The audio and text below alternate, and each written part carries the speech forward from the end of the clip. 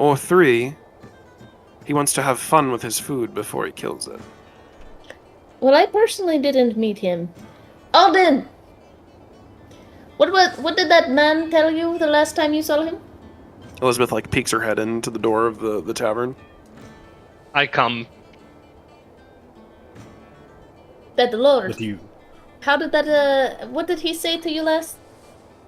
There weren't exactly many words. I beat him with a stick, and he made me kneel. And that's about it. Ah, yes. That's what happened. We return to the adventuring party. Okay. Sneak around. Sneak. Okay, they're coming. Run away.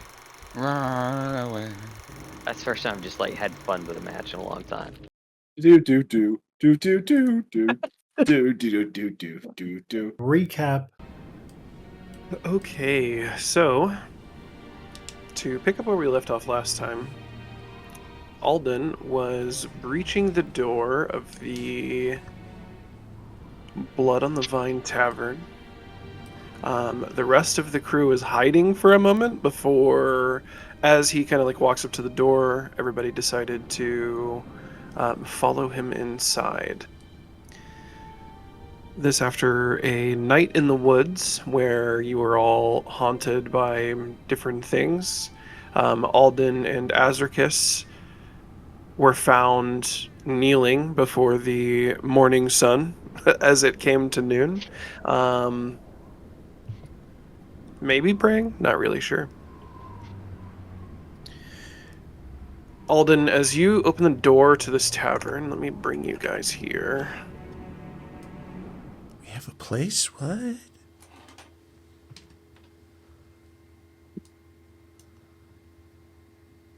The tavern is real. It exists.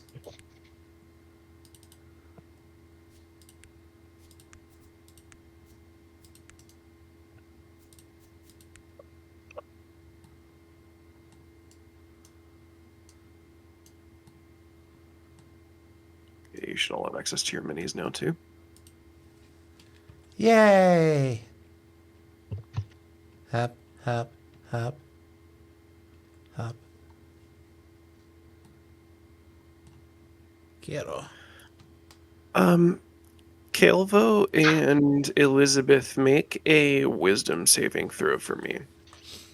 A wisdom saving throw.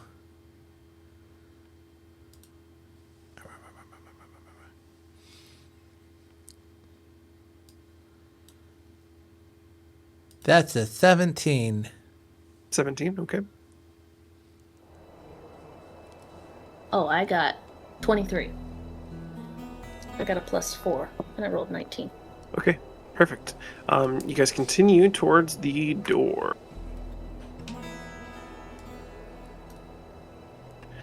As you continue up to the door, Alden, you're the first to kind of breach the threshold, and you see inside, immediately in front of you, there is quite obviously what appears to be a barkeep, someone behind the bar.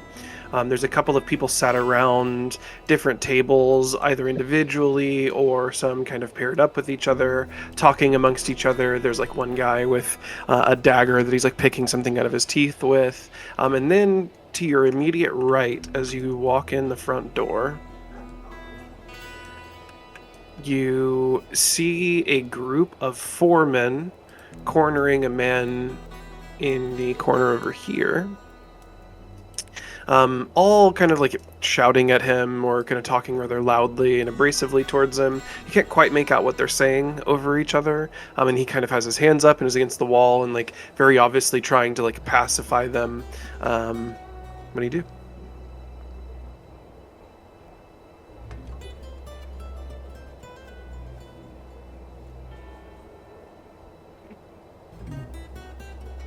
I walk up to the table in the corner here. Okay. I'll say by the time he gets to that table, Az and the rest of you are starting to cross the threshold now. What happens to be the predicament, men? They stop talking. All 4 of them stop talking. The one man looks in the corner that's kind of trying to pacify them. Looks rather sweaty, rather stressed. tension definitely seems to be high, and all four of them now turn to look at you and say, "None of your business, stranger." You see one of them has like a gold canine tooth. Maybe it's like gold capped, you're not really sure. As they kind of like turn around, he kind of gives you a like crooked smile while the others all kind of narrow and furrow their brow at you, wondering. I'm gonna look at the stranger they have cornered, and I'm trying to see, like, does he look like he feels threatened right now, or? Roll insight. Alrighty. Insight, 15 on the die. I believe I have +3. Let me double check real quick. I also would like to see if that guy looks like he's being threatened or not. Yeah, go for it. I'm looking around for a job board. You don't see any like specific job board that you recognize, at least immediately upon walking in. I got an 18. Oh, instead I have a 4. +6, so 21. Okay. On an 18 and a 21, you both can tell he's definitely perspirating. His breathing is a bit abnormal. It's a little bit faster than normal. His adrenaline looks like it is dumping a little bit. And yeah, I would definitely tell that you can see that he appears threatened for sure, and is either like preparing for a fight or his adrenaline is starting to spike and his fight or flight is kicking in. Does it look like, you know, like in movies and TV shows, when somebody in the mob is beating up somebody else, and the guy getting beat up is like, "No, don't help me." Does it look like that, or is he like, "No, I want you to help me"? On an 18, I would tell you that it looks like he's trying to assess whether you're friend or foe right now. Okay.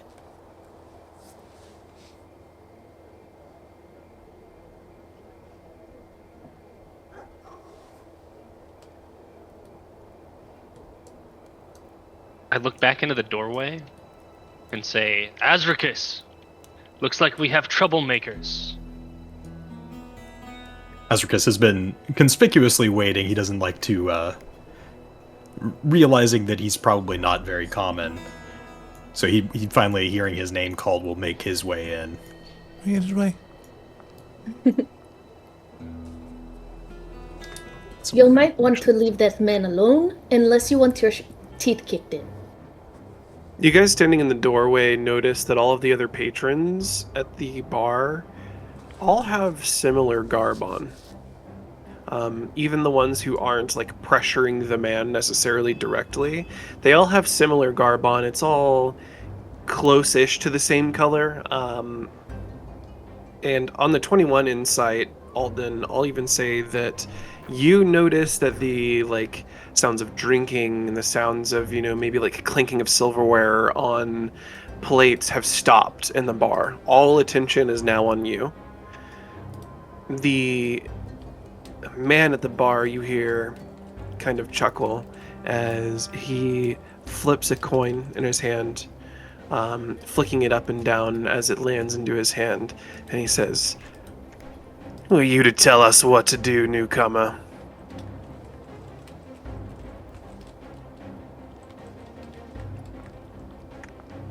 The men at the tables have now begun to stand as the bandits who stand directly in front of you, Alden, now all turn to face you. I'm gonna roll another insight to kind of see how they, or can I roll another insight to see if they have, does their like posture have ill intent? Yeah, they do. On the 21 from okay. earlier, yeah. I'll say residually on that 21, you can tell that they're like preparing to either kick your ass or kick you out the tavern, essentially. That's kind of their goal. It's a little bit dark, FYI. I got you. Also, as a point of note, Azricus is holding a flaming scimitar still. Okay. Roll intimidation with advantage. Azricus. cocked, which sucks because that was a 19. Perfect. I also believe my sword is already out from last time. Do I have anything that I add to intimidation? +1.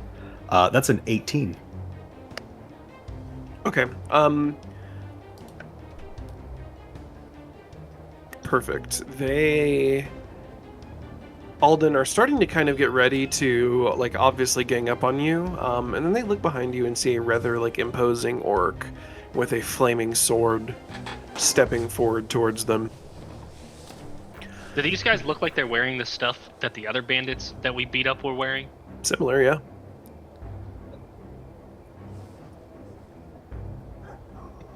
You see them kind of take a step back, Azricus, as you approach before what you can only appear would maybe be like the tavern keeper or the barman says, "Well, what are you waiting for? Get 'em, boys!" And I need everybody to roll initiative.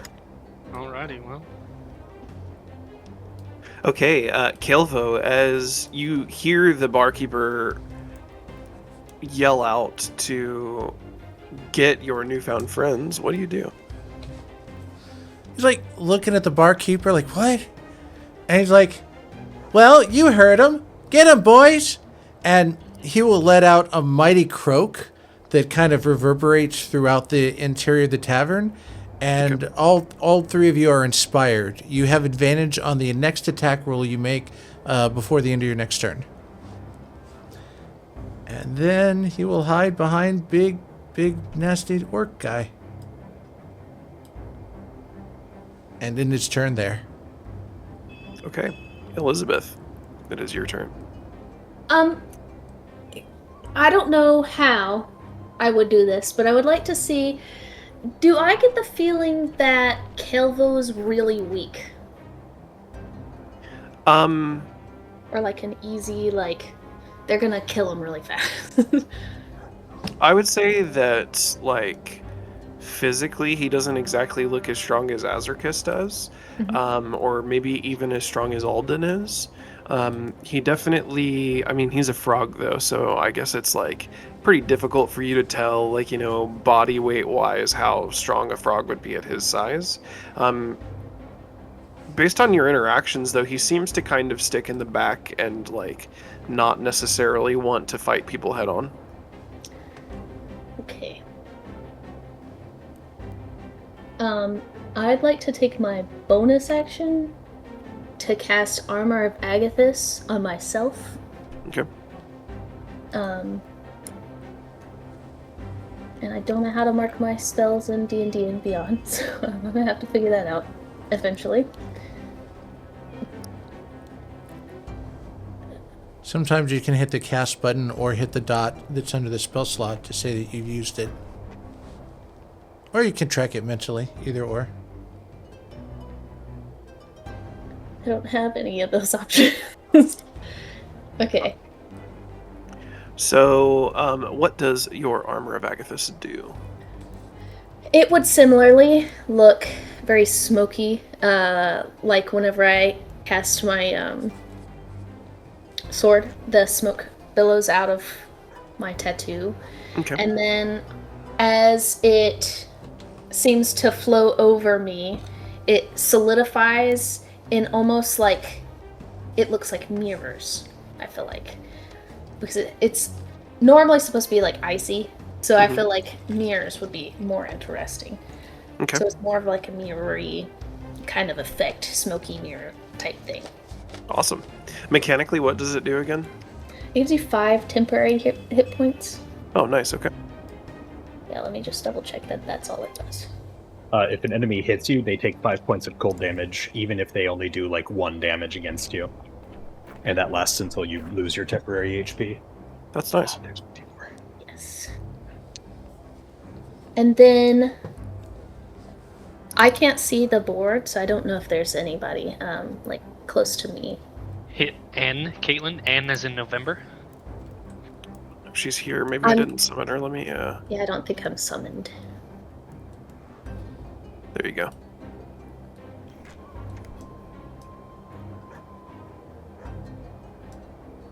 Okay, there I am.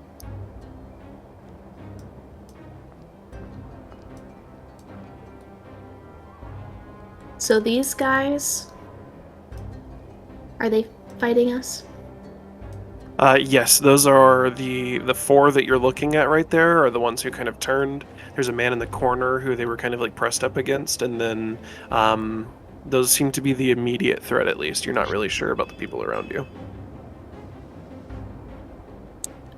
Well, if this person next to me isn't fighting me, I'm going to go ahead and move closer over to that way. No, this is just Matt Mercer just watching us. That's what he looks like. Yeah, I have got plenty of movement.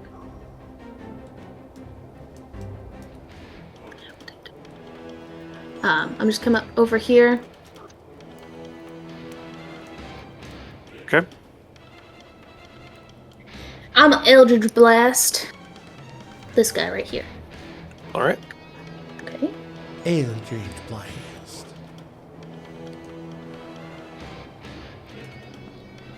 That's a 14 to hit. A You 14 have hits? advantage, remember? I have advantage. Yeah, you do have advantage, so roll to see if you crit. That's one lower, it's 13. Okay. Yeah, you hit either way. Okay, and then that's one. I'm just gonna roll it in there. 14 damage. Okay. Explain how you completely obliterate this bandit. Yeah. I'm going to outstretch my hand and you don't understand who you've dealt with this day. And then blast, and the blast is like this dark, smoky, sludgy ball that just shoots into the middle of him.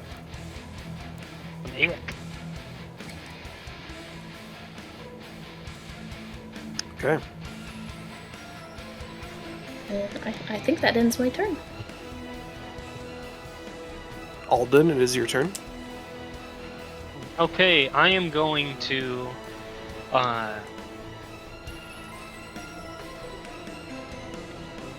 Field of Faith on myself.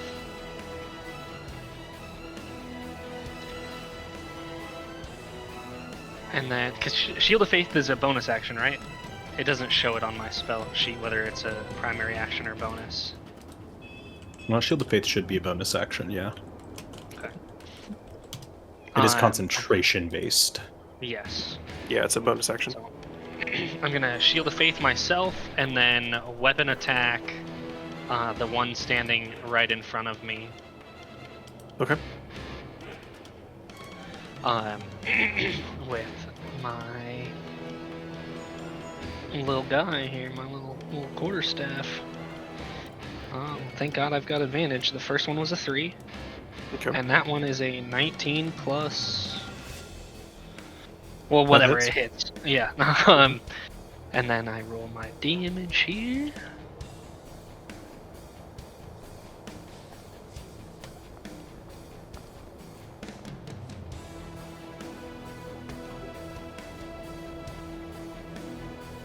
I rolled a 3 plus 2, so 5 bludgeoning damage to that man right there. Okay.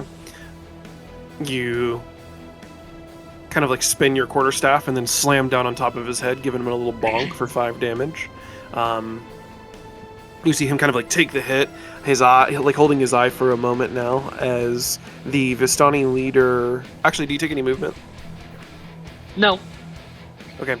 As the leader over here, you hear shouts at them. What are you waiting for? Grab him! And I need you to make 3 grapple checks. Actually, make them one at a time. We'll do contested. Okay. That is a 5.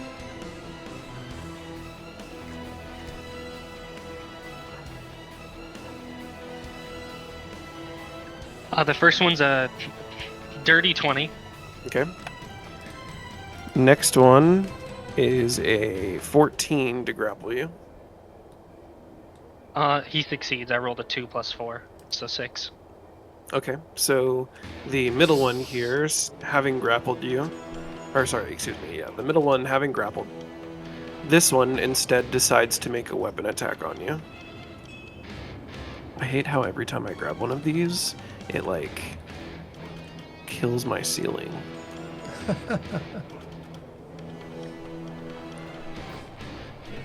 Okay. So because you're grappled, it's at advantage, right? Is that how that works? Let me look it up. The grappled condition, their speed is 0. They cannot benefit from bonus to their speed. That's it. No, okay, Well, they're cool. also incapacitated, but Which that just means gives you you can't take advantage actions. on attacks.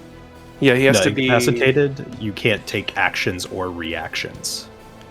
Oh no, that's the condition ends if the grappler is incapacitated by that. So yeah, it's just no speed. He can't move. Yeah, I was thinking for some reason it's prone, but I was thinking about prone, right? That like that gives you Mhm. advantage. Obviously.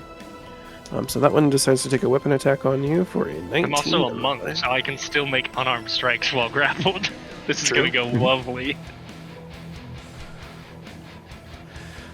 That is.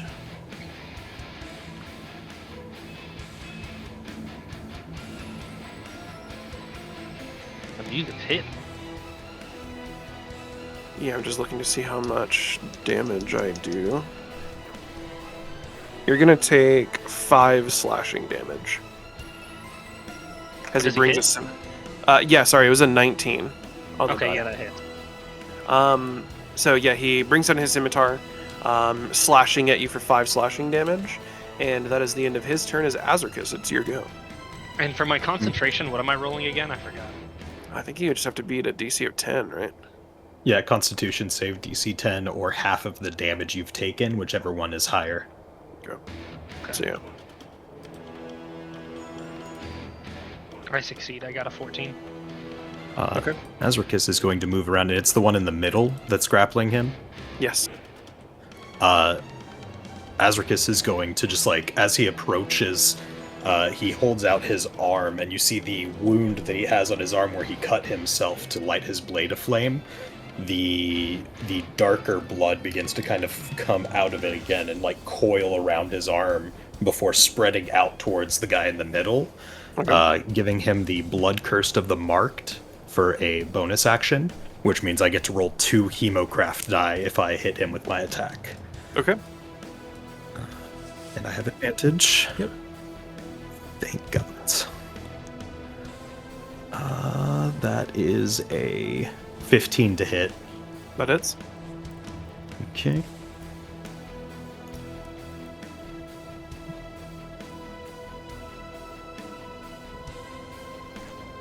And then, sorry, from the damage to me, was that 9 or 5? 5, sorry. 5 slashing. Okay. He takes 8 points of slashing plus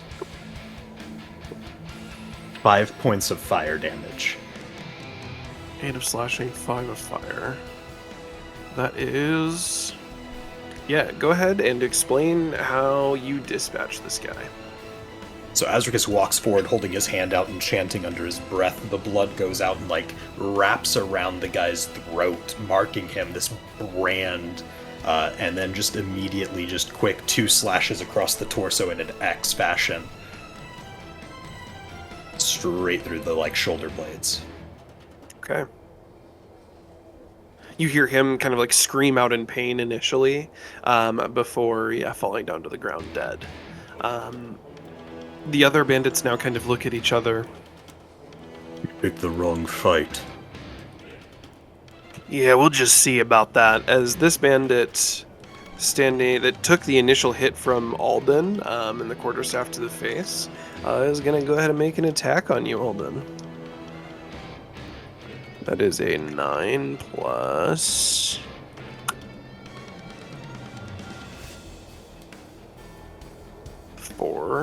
for 13. Does 13 hit you? It does not. My AC is currently 18.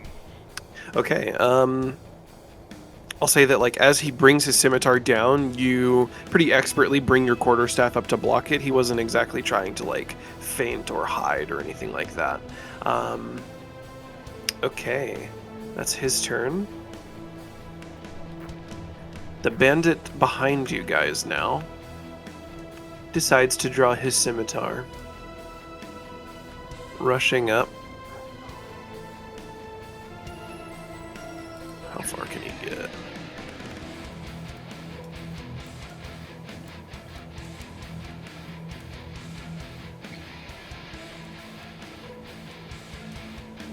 I think that would provoke an attack of op from Elizabeth, so he's just going to run up behind Elizabeth and try to tackle you down to the floor, Elizabeth. That's an opposed athletics, right? The person who's being grappled can normally pick between athletics or acrobatics. Okay, Elizabeth, choose either athletics or acrobatics. It's a 10. I'm gonna do acrobatics, because athletics I have a -1. Okay. You have to beat a DC of 12. Okay. That's a 9. That's an Okay. 8 plus 1. Do you have to grapple first and then knock someone prone? Or can you knock Yeah. them prone? Okay. So you Elizabeth- could either do the shove or the grapple action as one of your attacks. Unless you have multi-attack, then you can do both. It's a good these point. do They're both different actions.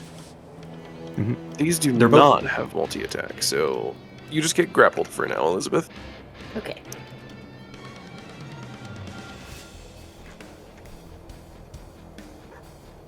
The bandit over here also, once again, draws his Oh. scimitar. Go ahead.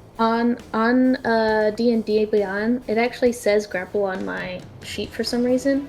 It says you must succeed on a strength or dex.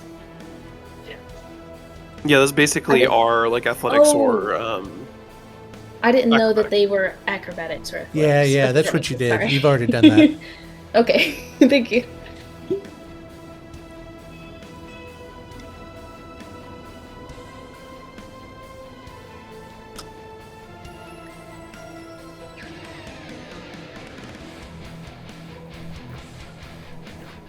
this one is going to go ahead and charge up behind you, Azricus.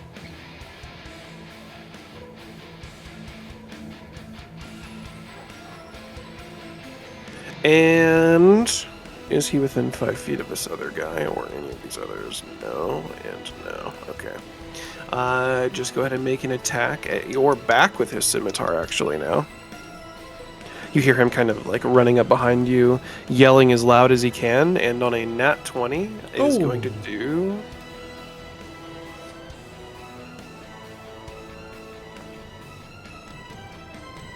Five plus 8 for 13 slashing damage. Okay.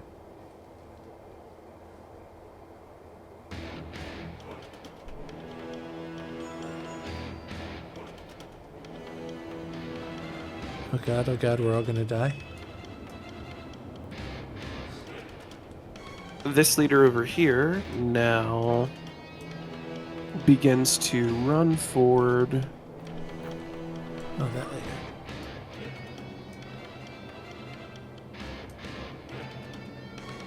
You have like great ways to get over there.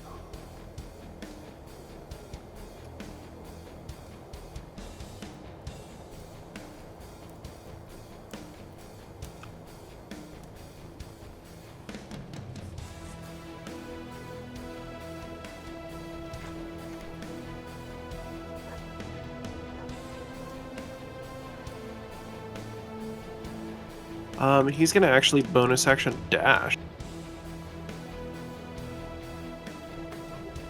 And step right here to the grappled Elizabeth.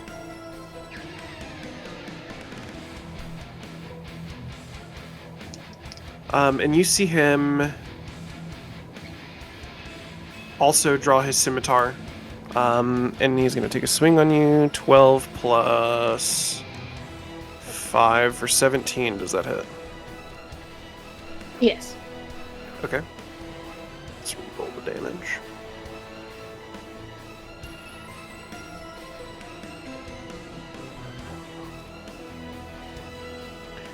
Um, 4 plus 4 for 8 slashing damage. Okay. My armor of Agathis is gone.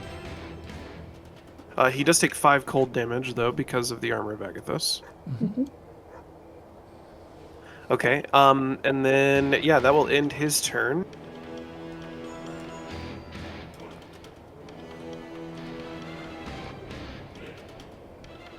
it is now this bandit's turn. He's going to... I'm going to say he's just going to try and make another slash. He's not very smart, so he's going to try and go for Azricus again. That is a... Wait, Go ahead. he made a grapple against me already. That was the middle one, I thought. No, so he basically... we insta-killed the middle one. The first guy failed his grapple attempt. Second guy succeeded his grapple attempt. Third guy hit me with a sword. I should have made this clearer. On the first leader's turn, this guy here, they have the ability to essentially use a commanding shout or like a reckless rally, which allows them to take an attack on you as like a reaction, right? So if you wanted to, for example, now move away, they don't have an attack of op on you right now. Gotcha. At least for this round of combat.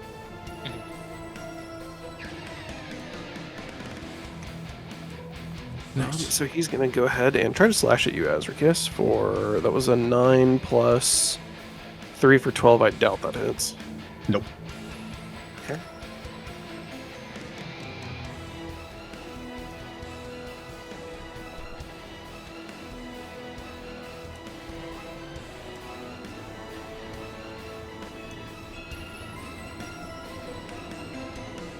Okay, and the last two bandits are also going to run up.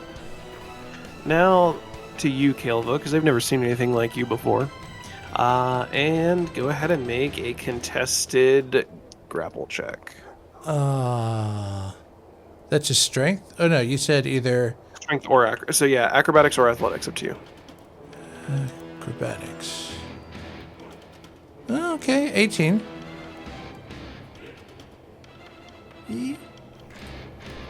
Okay, you save. This guy's gonna bonus action dash over as well.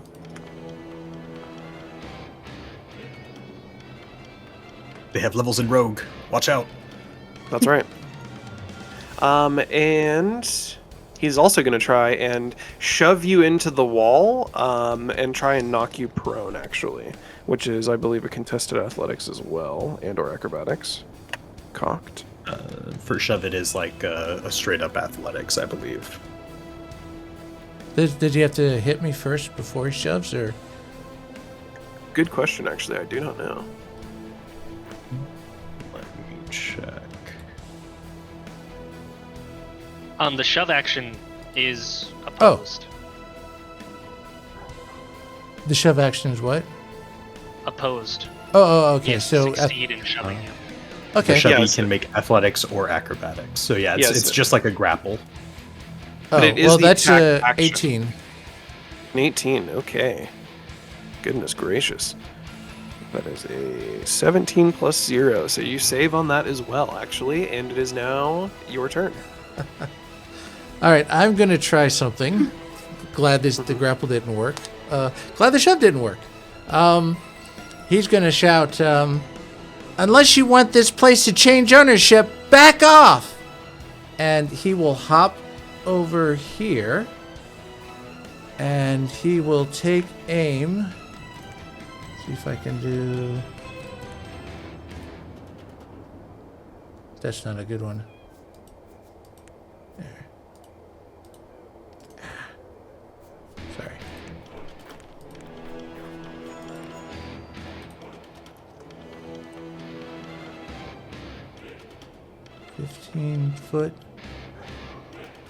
$15-foot cone. I don't know. I don't think he can get the guy next to him. But he's going to do Thunder Wave in that direction.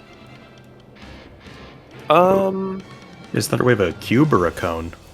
It's a well. I couldn't do cube because this cube doesn't do diagonals, but it is a 15-foot. Let me scroll down. Yeah, 15-foot cube originating from you. Okay. Let's do... Oh yeah, you could definitely hit the both of them. No, Yeah, not you're them. right. I want to hit the The others. the two swordsmen and the bandit leader. Oh, Um, okay. I'll say that you can absolutely Here, do it without actually- hitting Elizabeth, actually. So I can get all three of them? Yeah, you can hit the 2 swordsmen and the leader without hitting Elizabeth. Okay, I will do that. They have to make a con save of 12. First one fails. Second one fails. The leader save. Okay. Those that fail take almost max 15 thunder damage. Okay. The one that saves takes half that, So 7 thunder damage, okay. and the ones who failed are pushed back 10 feet away from me.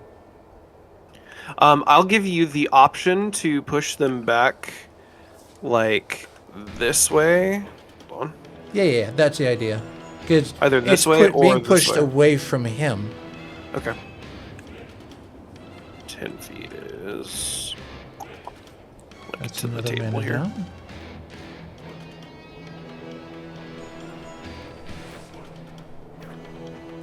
I believe The if the leader leader succeeds, gets- he does not get pushed. No. They're standing in a line, so the guy who does get pushed gets pushed into the Oh. leader. That's up to the DM. I mean, That's up to you on that. but yeah, the one who succeeds does not get pushed back 10 feet. He only takes half damage. The ones who fail take full damage and gets pushed back. But if you want to flavor a leader pushback, that's on you. That's up to you as well. But that ends his turn. I will not... So they go flying over him, and I'll knock him down, so he has to use half of his movement to get up next round. Okay. So yeah, he's, like, knocked down to the ground prone currently. And Elizabeth, it's your go. This guy right here, either one of these guys right here, are they looking menacingly at Caelvo? Yeah, they both just tried to either like grab him or shove him into the wall. Also, Caelvo, I will ask. Actually, I'll just explain if you'd like how these two get dispatched. Essentially, you knock them back with your thunder wave, and they slam into the desk, either being knocked out cold or dead. You're unsure currently. Yeah, well, he does. It's almost like the Hulk bringing his palms together.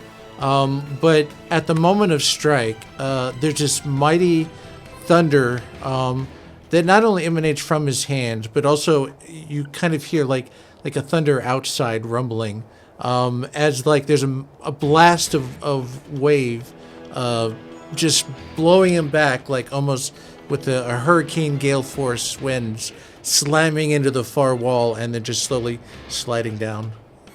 Okay.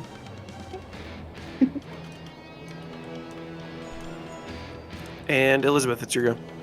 Okay, this gentleman right here, Mm-hmm. I'm going to attack with my packed weapon.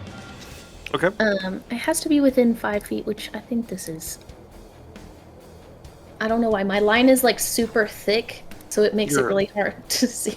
Technically, he's in you're at the 5 feet. center of that square, so I would say, yeah. I could step forward if I needed to.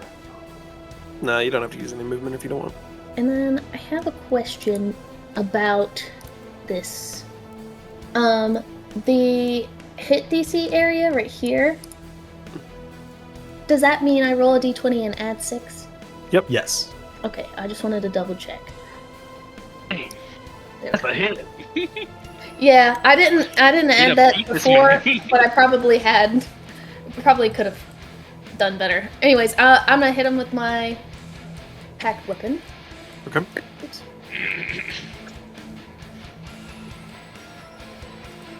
That's a 21 to hit. That's a 15 plus 6. 22 to hit. Yeah, that hits. So he takes 1d8 plus 4, and that's this. 6, 7. He takes 10 damage. Okay.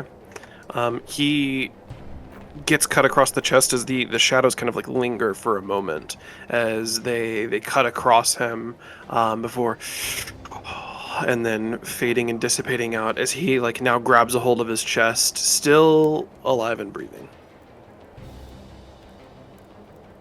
And I'll end my turn there. Okay. Alden, it's your go.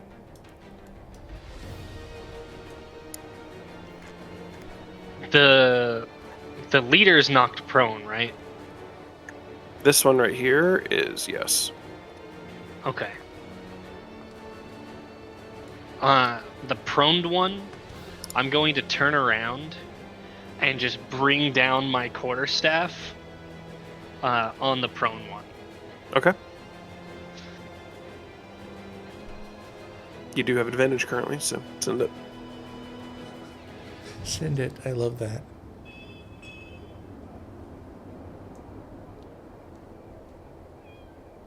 That is an 18 to hit. That hits.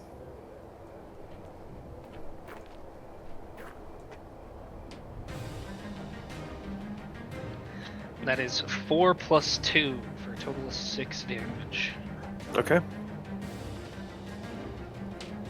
Like, this as it's, is non-lethal. Okay. As he's like going to kind of like get up and like push up off the ground, you slam your quarterstaff into his back, knocking him back down to the ground again, prone. Okay. And then I'm going to plant my quarterstaff in the ground, and the one that I hit last time with my quarterstaff, I'm going to make an unarmed strike and try and kick him in the forehead. Yeah, go for it. That is also an 18 to hit. That hits.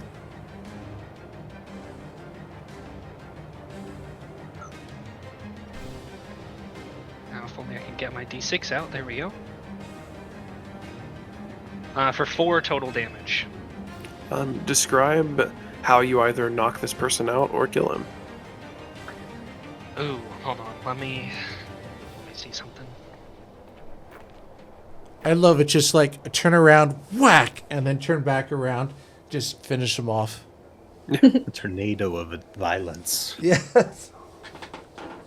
Oh my goodness, that is crazy. Okay, so the last time we played, Caelvo, you had talked to me about rolling for intent. How were you using those rolls? So, like, the lowest roll was for bad action. So highest yeah, roll you was for good decide action. high is one action, low is the other action. So you could say high is the good action, low is the bad action. Roll 2d20s, and the one that's closest to the high or the low, that is what wins.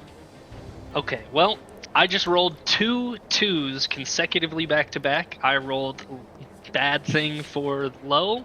I kill this man. I kick him in the jaw and just obliterate his head. Can I make a suggestion that instead of his jaw, you're like a monk, right? So you know how to place shots very well. You have, trained with thousands of hours of knowing where to hit, and instead of either like maybe kicking him in the temple or even kind of kicking him in front of the face that might knock him out or stun him, you intentionally choose to kick him in his throat and crush his windpipe.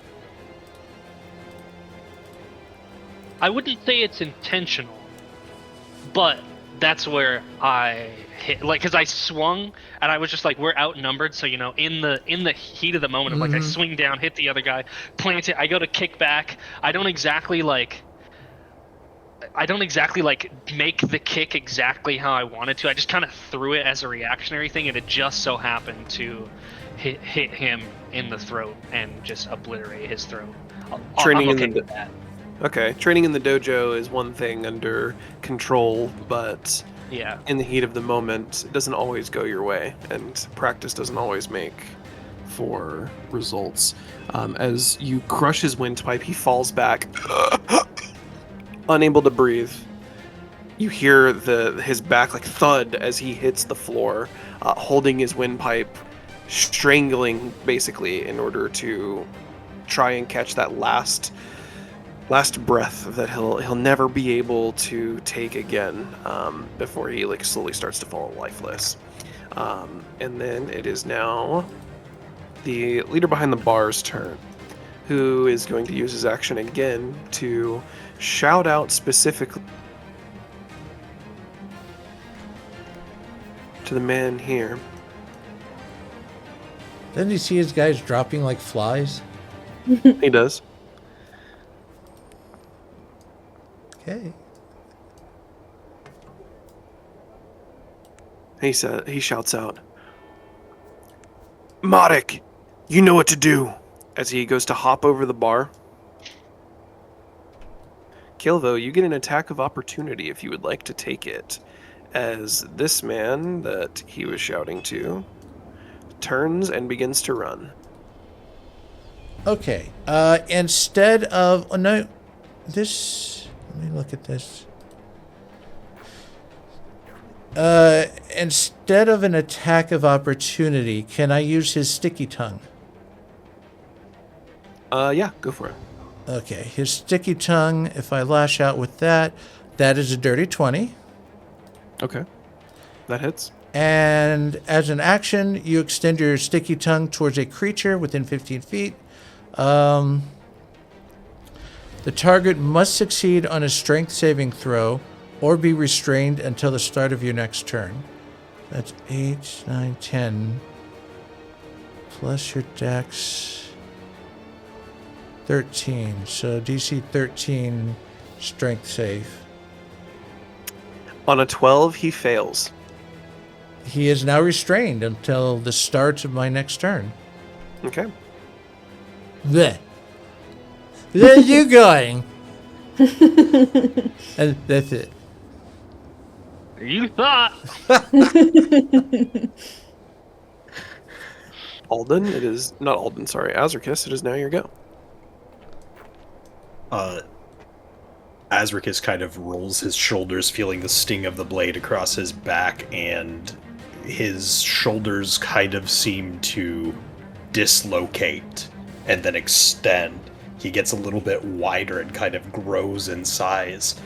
You actually see the skin begin to tear, and that dark blood begins leaking out as he activates his hybrid transformation. Awesome. Oh no. And because I'm at half health, I have to make a wisdom save or go berserk in my bloodlust. That's good. Saving throw. That's a 15, and I only have to beat an 8 right now. And I am going to try and plunge my scimitar into the person who hit me last, so the guy behind me, right? Yep, you have advantage still. Perfect.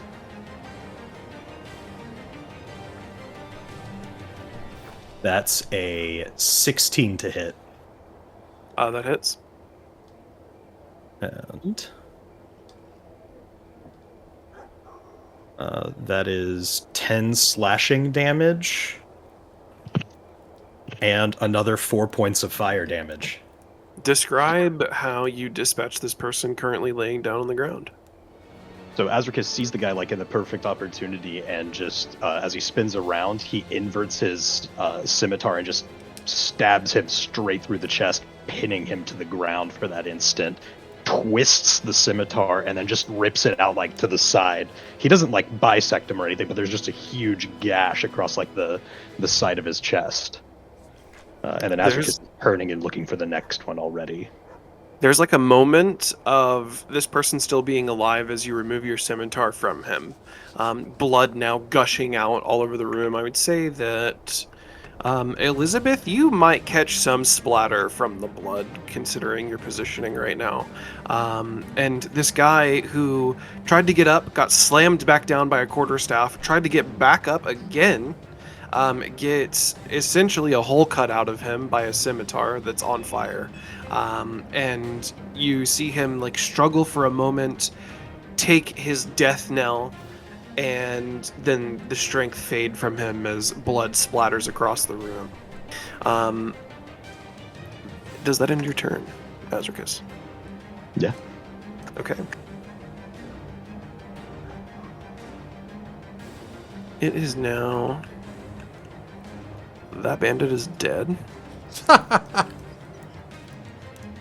laughed harder than I should have at that. I think if he wasn't dead, I'd be concerned.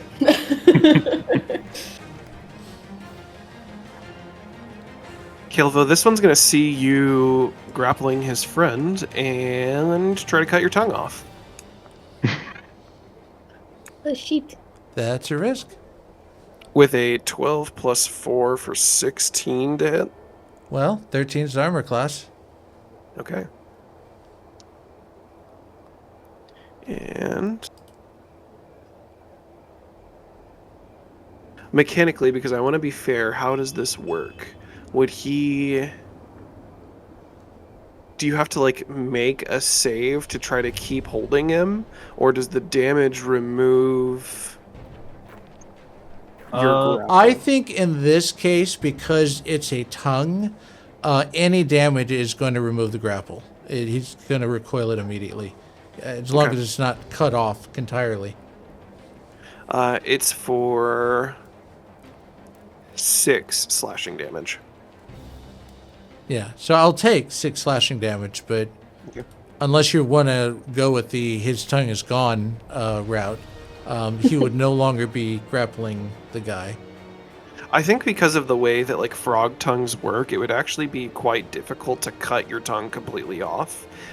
Definitely, the slash would obviously hurt you. Definitely, like you said, cause you to recoil it back. And until it is healed, might cause you some, issues and stuff like that. But for the most part, Unless you want to do a Constitution saving throw, where if I maintain concentration, I maintain grapple. But I can go either way. It's your call. It's for the narrative. I guess it would depend. So is your character like willing to potentially get his tongue cut off in order to keep this person grappled? Or would your character immediately see a sword coming towards his tongue and try to retract? It gets hit and, you get hurt a little bit, but... I mean, absolutely in that case, he's going to retract. He's doesn't know what's going on, but he's Not a trying to little lose his tongue confused, today. so... Yep. He's... Grapple ends. I don't think any of us know how to sew a tongue back on anyway, so that's probably a good idea. I would like my tongue very much, thank you. So that is, I think I said 6 slashing damage, right? Yep. That you take for that, and that will end that bandit's turn. You ever get a paper cut on your tongue? God, I don't want to. Yes, I just sliced now. my beak open the other day. It sucks.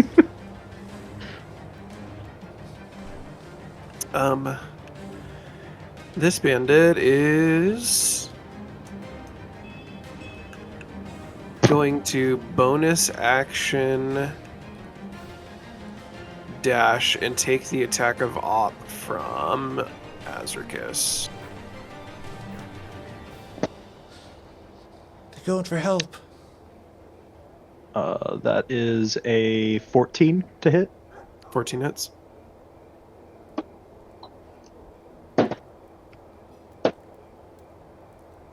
I am rolling so good on my fire damage. Every roll of this D4 has been a 4, except for the first turn where I got a 4 and a 1. Nice. That is 10 points of slashing and 4 fire damage. Okay, how do you kill this guy? As he's running back, I was already turning back towards him, and I spin the scimitar back into my hand and just straight through his back, out the front of his chest, and then pull it out, and he gets pulled back towards me with it. Okay. That ends his life. Oh no. It is now this bandit that was formerly grappled's turn. I'm gonna say that he bonus action disengages because he doesn't want to take another tongue lashing across him, and just move the.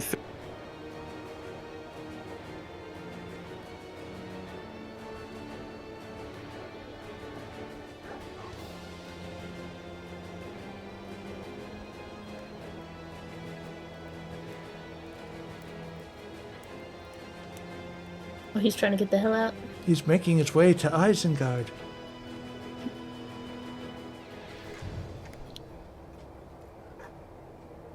Run away, run away.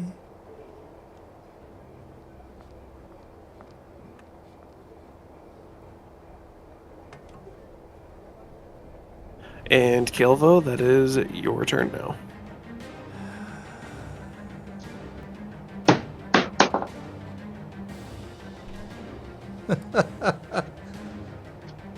Help!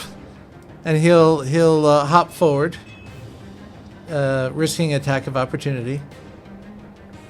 I'll go ahead and take it on you. All right. That is a 10 plus 4 for 13. Meets beats. Okay. And that is 5 slashing damage.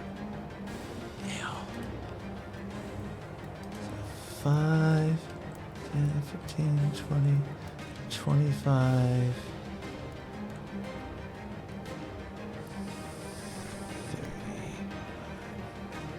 30. If I stop here, am I blocking anyone if they want to go past me?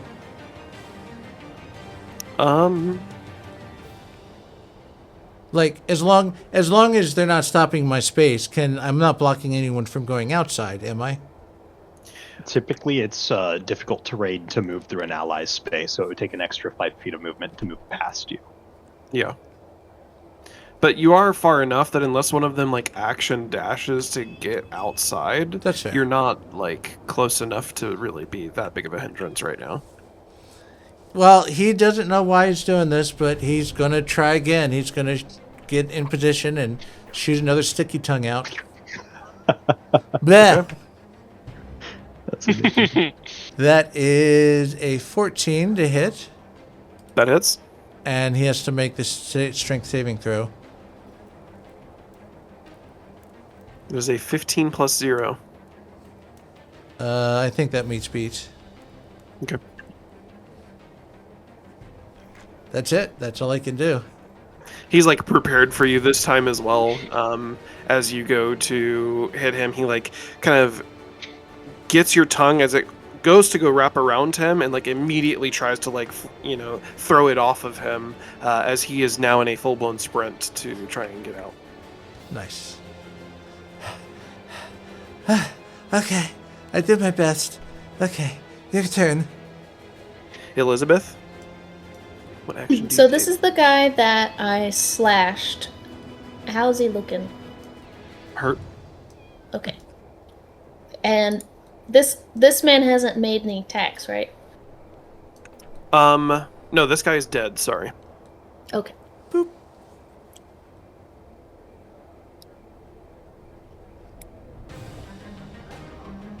I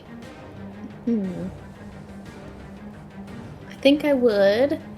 Okay, turn that off. Come up next to this man. You can either choose to leave or to die by my sword at this point.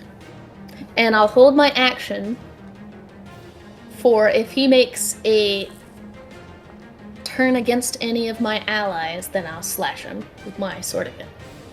Okay. And that'll end my turn. Alden, it is your go. I am going to. You know what? I might actually have to remap how I'm doing this lengthwise because I would be going through them. Let me see this again real quick. Trying to see if I have enough movement to this. It keeps wanting to move to the roof instead of. Gee, if only I had a haste scroll or something.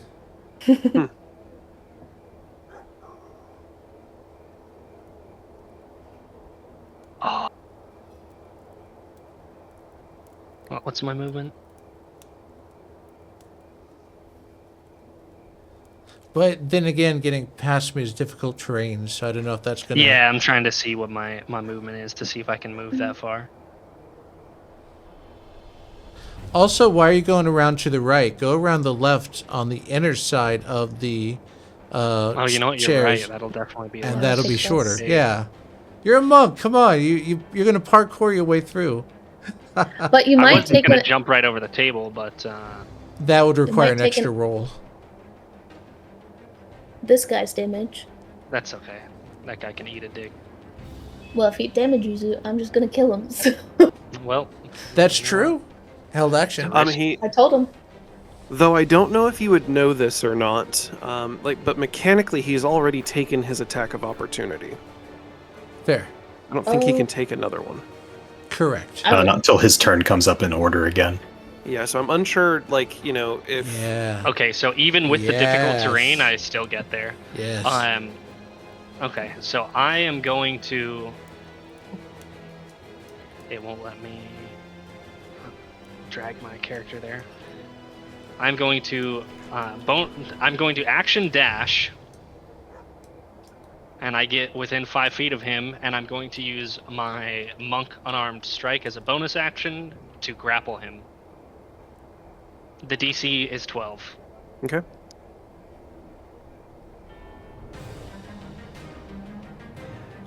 He does not beat that. You currently grapple him. I've got my quarter. I like caught up to him and put my quarterstaff over him and like pulled it in close. That's how I've got him.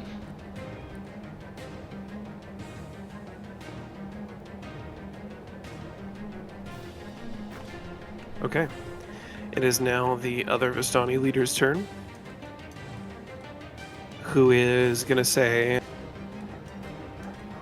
"Oh fuck this," and just run, action dashing, as fast as he can towards the door. Difficult terrain, so he gets to right about here, Caelvo, not within attack of opportunity range. Go ahead. You actually cannot technically move through hostile target spaces Oh, unless actually, the size okay. category is different by 2 sizes. Largest Caelvo. Let me look. Caelvo's still technically medium.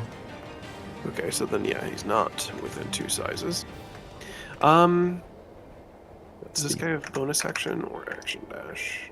Let me look.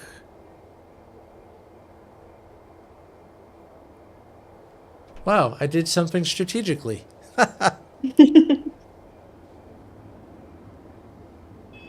She's learning. Okay, he has a bonus action dash. So I'll have bonus action dashed up to here. And then... what decision does he make? Eek. If he's intent on trying to run, he could just try and like shove Caelvo out of the way. Like, Well, yeah, I'm 5 trying feet to- That would be aside. an action. I'm trying to see, because he has multi-attack, so does he just try and hack and slash his way through Caelvo to get out the door? Or does he just try to shove Caelvo out the way and get out the door that way? I'm trying to think about what he would do. He Roll for would intent. shove you. Which is an opposed athletics check.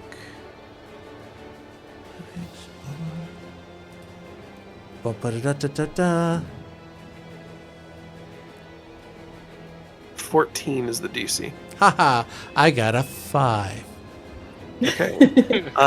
Shove me, it's 10 feet, right? And it knocks you prone? Shove just knocks you prone. It doesn't. Okay. I think you have to decide whether it's push them 5 feet away or cause them to go prone. You have to decide which one. You can either push it 5 feet away or cause it to have the prone condition. But if you knock him prone, you still gotta step over him. Yeah. So the shove actually wouldn't Push- do anything in terms of knocking you prone.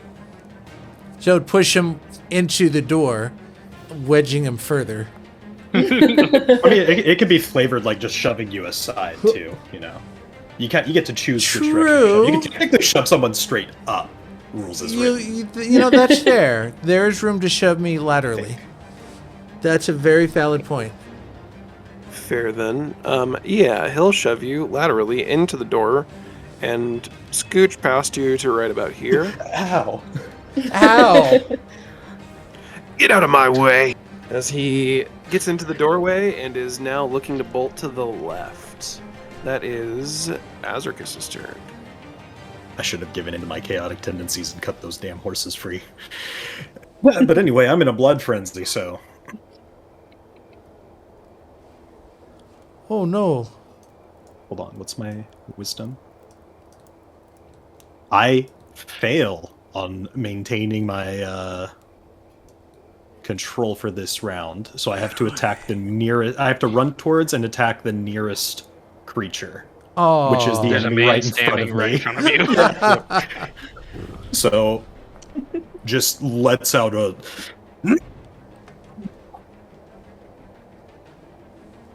That's 18 on the die. That is. 1 for the damage die, which is plus 6. Yeah, so 7 points of slashing damage. that's still something. And another 2 points of fire. Okay. You got so mad you hit him with the flat side of your scimitar. And it's still. Like He really, is really quite- hard. He's quite bloodied right now, but not dead yet. Is that in your turn? I will use my, because just pure wrath at this point. Object interaction. Do you think in my bloodlust I would still know to go for the dagger at my belt so I could do an offhand attack? I'll let you run. Do a.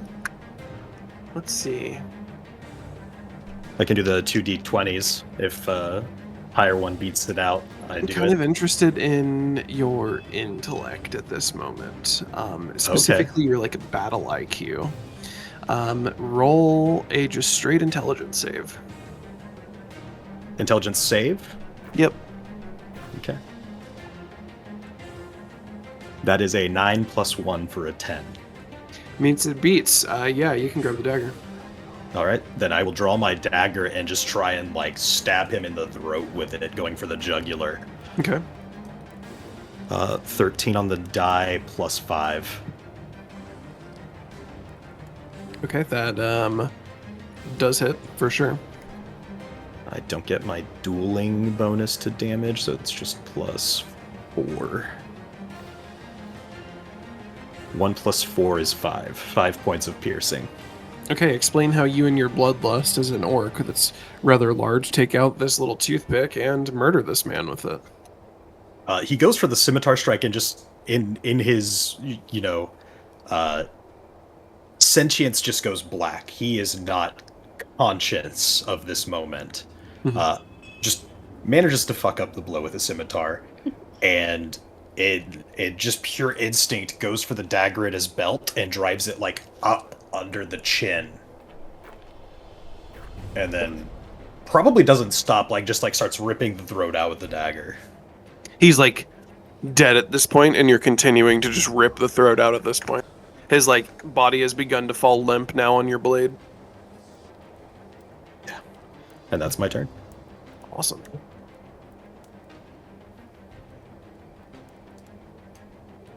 This swordsman, who had taken an attack of opportunity, has Elizabeth's blade up to his chest. He is quite hurt at this point.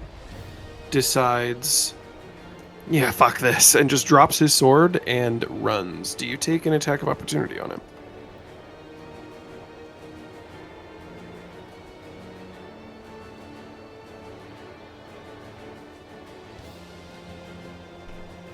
Since it looked like I would have given you the like action obviously to just hit him, but you said if he is going to harm one of your friends. Yeah. As an attack of opportunity wise, though, I would think of it differently. I'm trying to think. Could it be non-lethal attack? That's what I'm thinking. Would that be allowed? Because I didn't say he could move. Take the shove action. You kick his feet out from under him. Can I do that with my sword? Can I try and take his feet out from under him with my sword? Yeah, for sure. Okay. I did not say that you are permitted to leave. And then how would I do that? That's an athletics. Yeah. Athletics? So you roll athletics with my opposed either acrobatics or athletics as well. Okay, acrobatics. It has to be acrobatics. Oh gosh. No, athletics. No, for you it's athletics, and then I can choose if it's athletics or acrobatics. Okay. I gotta. Do I still have advantage? Or. No. No. No, this is just at one time. That's a 7. Oh. Okay. Because I rolled 8 and I have a -1. With an 18, he succeeds. Boy. He, like, as you go to trip him up with your sword, which is kind of like similar-ish, I guess, to like a rapier in my mind at least. Yes. He like kind of front flips somersaults and continues running out the door. And he's going to bonus action dash. So, I mean, Go he for it. still has to get past Caelvo. He's gonna shove Caelvo into the door again, or try to. And then he has to get past his friend as well. But at least he can like actually do that with difficult terrain. So Yeah. Caelvo, let's make an athletics check again. Is that to be first off? Is that to be shoved? Caelvo's Yeah. just the doormat right now. Athletics or acrobatics? Well, it doesn't matter. It's up to you, whichever one. Okay, he that's has what to I make an thought. athletics check, but yeah, you can make Oh, whichever. 18. 18, okay. He goes to shove Caelvo out the way, and Caelvo, having been shoved into the door, will not be bullied again. You stop it. Yeah, and like plants his feet a little bit, you know, kind of like extends his shoulder out, and he goes to push you and just kind of meets a brick wall of a frog, and is now stuck there in the doorway. He tries to shove Caelvo. Caelvo just moves out of the way and he slams into the door. This guy No. is dick. You shall not pass. This guy is grappled currently. So let's do. He has to break your grapple, right? With an athletics check. You can take an action to break the grapple. Cadence, you're muted. Do I oppose him trying to break out of it, or is he just trying to meet my DC of 12?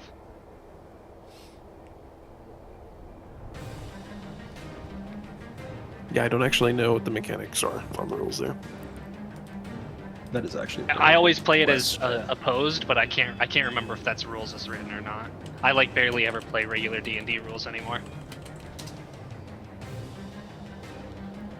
It is an opposed check again. Opposed, yep. Okay, so 13 was his roll to try to get out of it. Well, I critically failed, so Okay. He kicks you in the nuts in order to get you off. You fall down to your knees. No, I'm just kidding. So yeah, he pushes your staff off of him because you were using the quarterstaff to kind of like hold him there and also choke him. Pushes your staff off of him and then bonus action disengages and runs from you as well without taking the attack of op.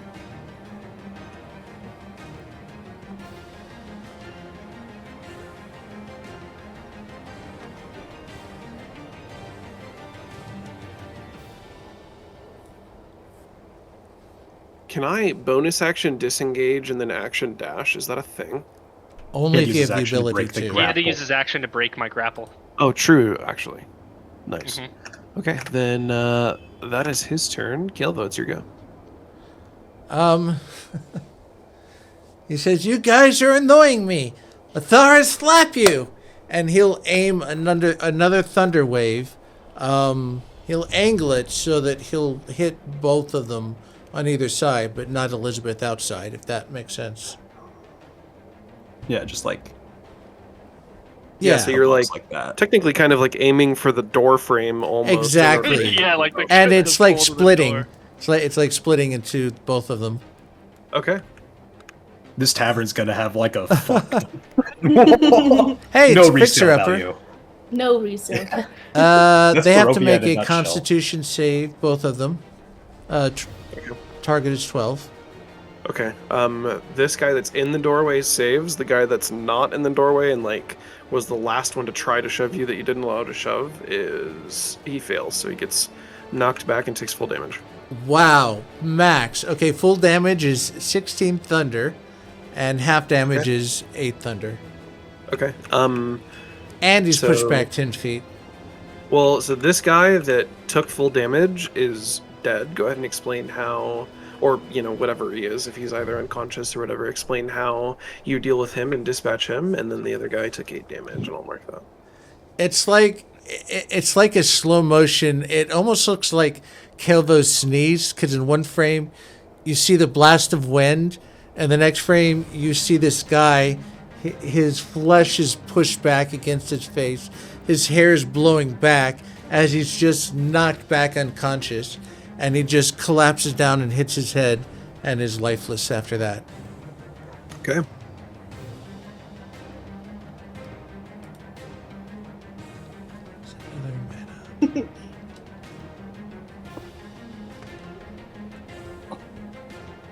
And that's his turn.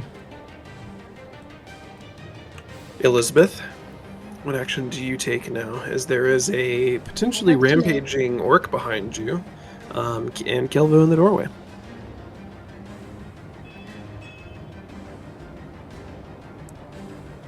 I don't know that I would know that he was or would be interested in possibly hurting me.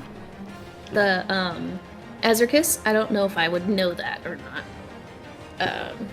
Seems more like an internal dialogue sort of thing. Yeah, you've never seen him do it. Yeah. So it's not like you're used to this happening. Yeah. And that guy got past. The gentleman that is in the doorway right now is the man that I slashed, right? No, the man that you okay, he left. slashed just got killed by Caelvo. Okay. They all look similar, so that's why it's confusing. I think the guy in the doorway is like the tavern owner. The Yeah. tavern owner. He's the guy who was behind the bar when you first walked in. Got you. I want this one, please. Yeah, I'm just gonna walk over there. Go.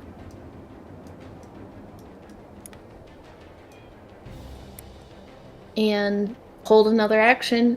If this man causes any sort of damage to any of my companions or looks suspicious as if he's about to cause damage, then I'm gonna slash him. He's just running at this point. Yeah. I was gonna make a difficult decision if that guy was still alive. I was gonna possibly make him shit his pants. But, he died, so whatever. You still have 2 more chances. I do, but I'm not to that level with them yet. Fair. Alden, it is now your turn. This man hit me in the nuts. He's gonna eat dirt. I am just gonna run up on him because he is within my 30 feet of movement. Okay.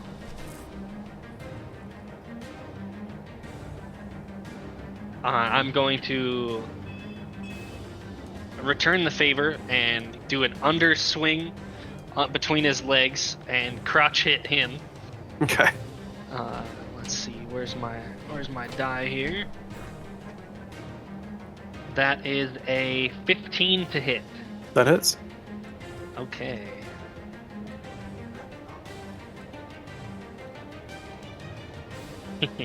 That is 5 plus 2 damage, 7 damage. Okay, 7 damage. How's he looking? Bloodied, I would say. At this point, I mean, it's not necessarily like he looks like he has blood all over him or anything, but he does look worse for wear. He is like, as he gets hit in the nuts, he doesn't go down from it necessarily, but he is like, like knees pointed inwards, now holding himself and like, and like continuing to try to run away from you. Yep. Okay, well, I am going to grapple him again. The DC is 12. Okay.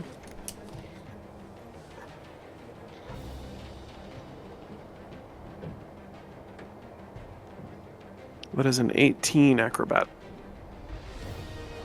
I knew I should have just punched him out. You go to like grab the back of his head, and because you know that like delayed feeling of pain, obviously, right? It like takes a moment for his brain to register that you just smacked the hell out of him in the nuts with your quarterstaff.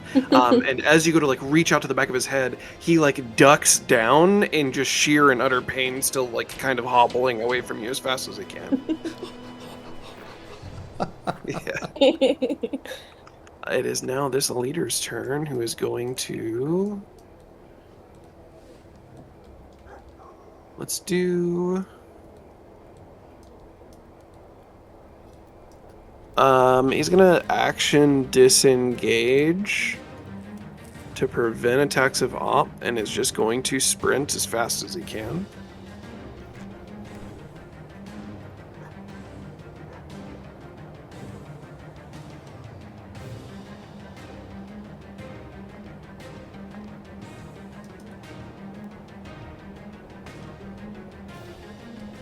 That will be his turn. Azricus, it is your go. All right, time for the roll to see if I derail the campaign and attack the guy in the corner we were protecting. You guys left me alone in here with him. You figured none of us that's a have ever seen you go 17. berserk before. Yep. That's true. That's a 17. I am in control. Just barely. Realizing that things are calming down, and like kind of coming to and like noting himself just like covered in somebody else's like gore, drops the dagger first of all, looks around, sees there's no enemies in sight, and is going to begin to revert to his normal form as a bonus action. Okay. He Kool-Aid's and then I man will. through the door. I thought about, like, I was looking at the windows, I'm like, nope, those are metal. You can certainly try. That would be so funny. Because you imagine No. from the guy outside's perspective, he's just like, yes, I finally made it. Hello. Despite all appearances, Azricus is not strong enough to break down a wall. He would also have to, like... I mean, he could break down the wall, like, over here, right? Or, if he really wanted a Kool-Aid man, he'd just have to run through the fire. It's okay. Yeah. I mean, parts of the wall are, like, basically gone, right, from the thunder Yeah. waves. True. A lot of and that will be structural my damage. turn. Okay, so you take your movement, and... I would probably action dash, so I'll get up to, like, right here. Where are the rest? Outside. And then I would probably, I think I have, like, just enough movement to get to the other side of them, but I'm not going to do that. It might be in the way. He's just going to wait his turn. Okay. The swordsman who got hit in the nuts by Alden is going to bonus action disengage, action dash.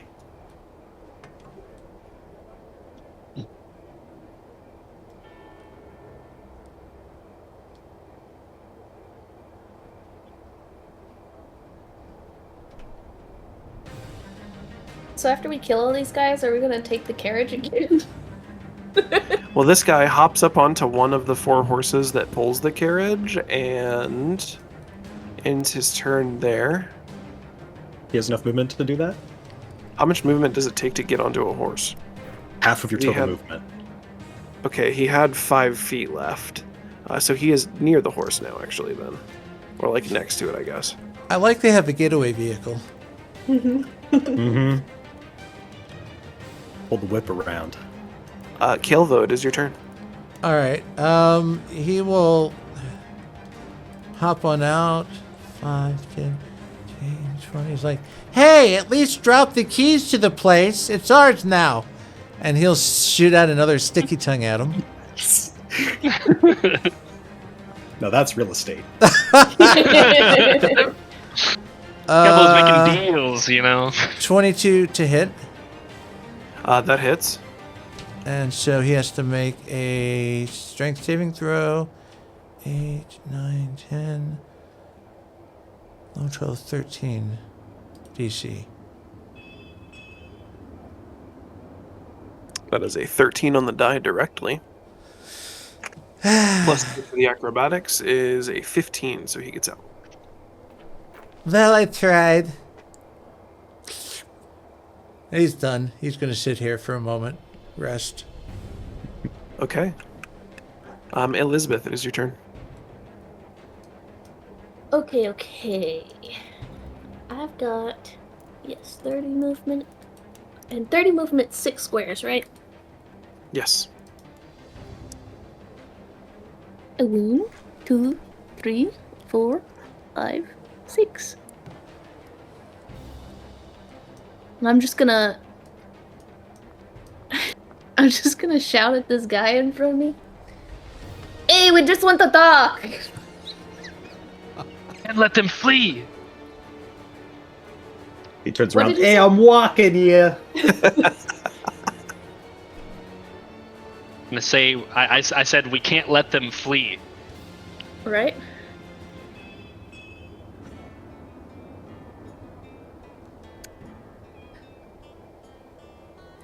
Are you doing Do any you make- actions? You know what? Go ahead and give me persuasion, Elizabeth. You know, Elizabeth gives me Morticia Adams vibes. Persuasion. Oh, I can be persuasive. I got a 7, and then it is plus 6. Which So, is 13. 13. I'll say on a 13, he stops and turns. And that will be it until his actual turn in the lineup. Alden, it's your turn. I'm going to action dash. And let me measure that just to make sure I can get there.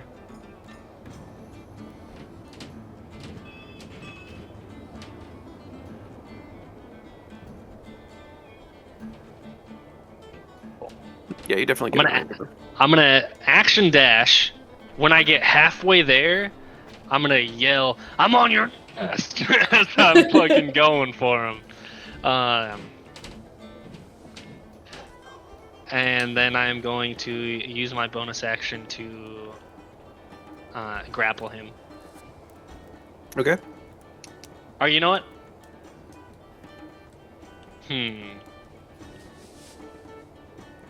Is he standing beside the horse?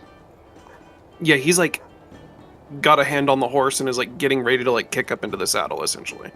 I'm gonna unarmed strike the horse. What the horse do to Okay, you? yeah.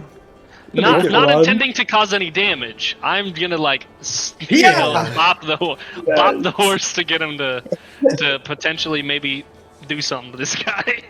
You like punch the horse in the face and it just looks at you.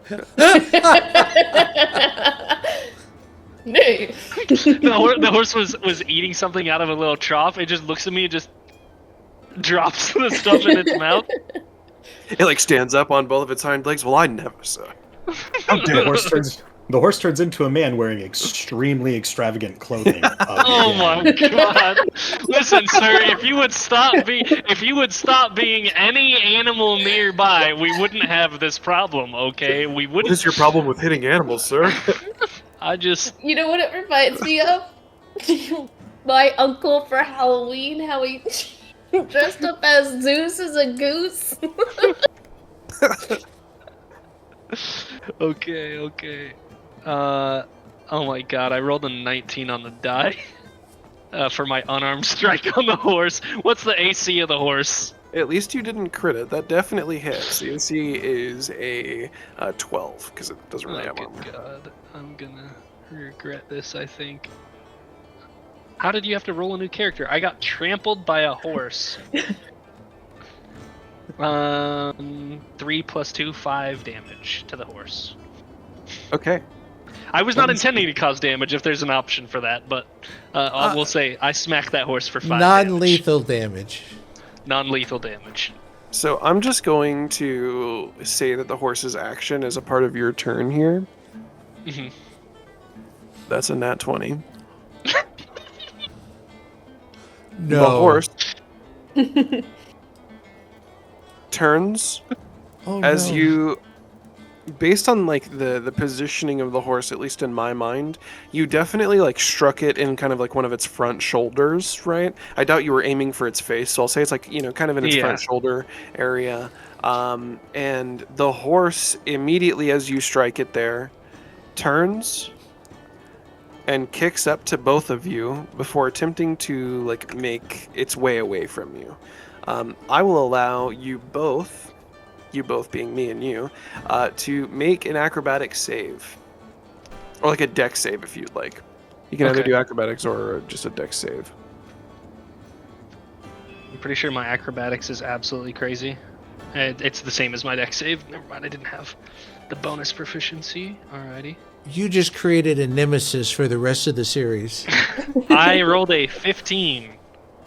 Okay, as you like are pretty well aware, this was kind of your intent almost, is to like get the horse to turn around and kick. However, you're stood right next to the guy you wanted it to kick, so it brings its back legs up to try and hit both of you, and you both successfully dodge out of the way. The bandit kind of like somersaults away from you. You can describe how you avoid the horse's hooves as it runs away as fast as it can. Here's the Pretty fast. question. It was hooked up to all the other horses on the carriage. Did they run away with this horse? So they were each at, essentially, I didn't actually have like the thing here, but there's like a trough right here that runs up and down the tavern right here. They are unhooked from the carriage. The carriage doesn't have any of them hooked to it, like up in here.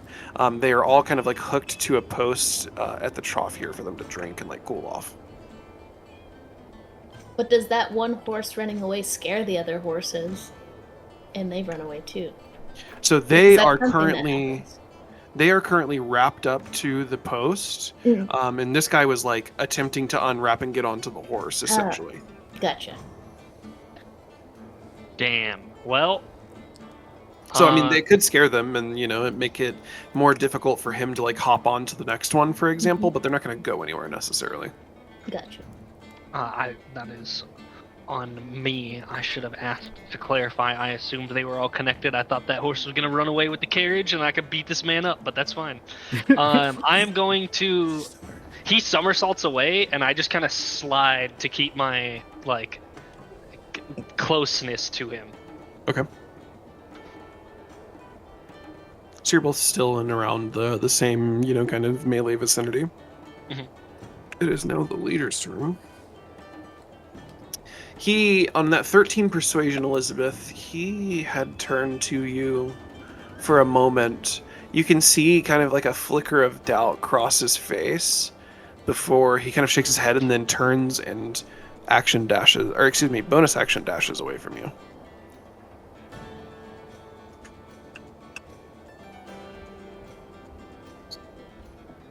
Well,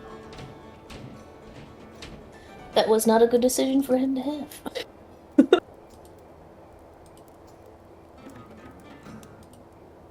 If I can catch up to him, that guy's dead.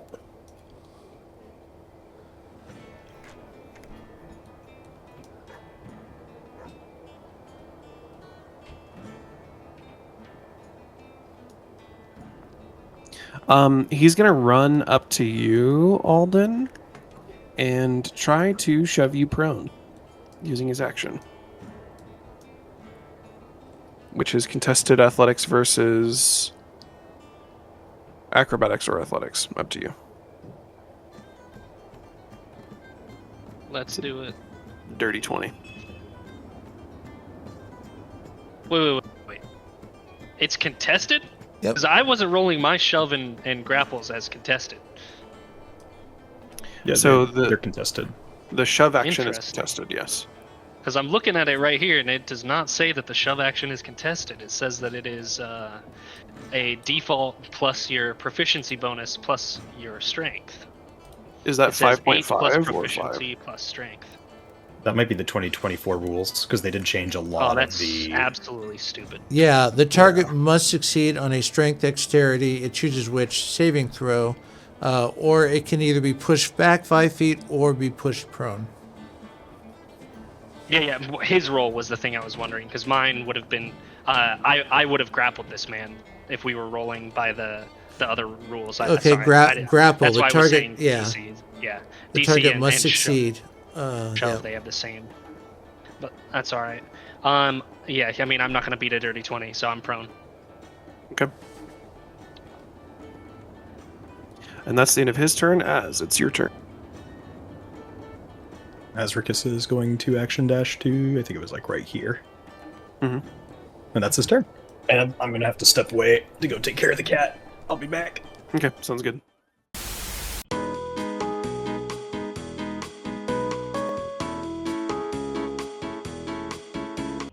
Intermission.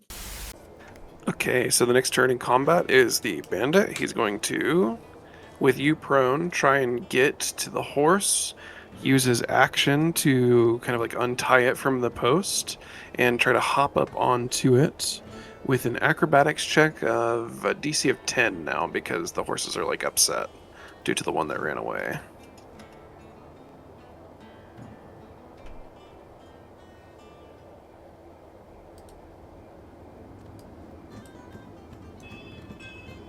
I don't know why it wanted me to roll 6, but there's 6 of them. We'll do another one just straight up.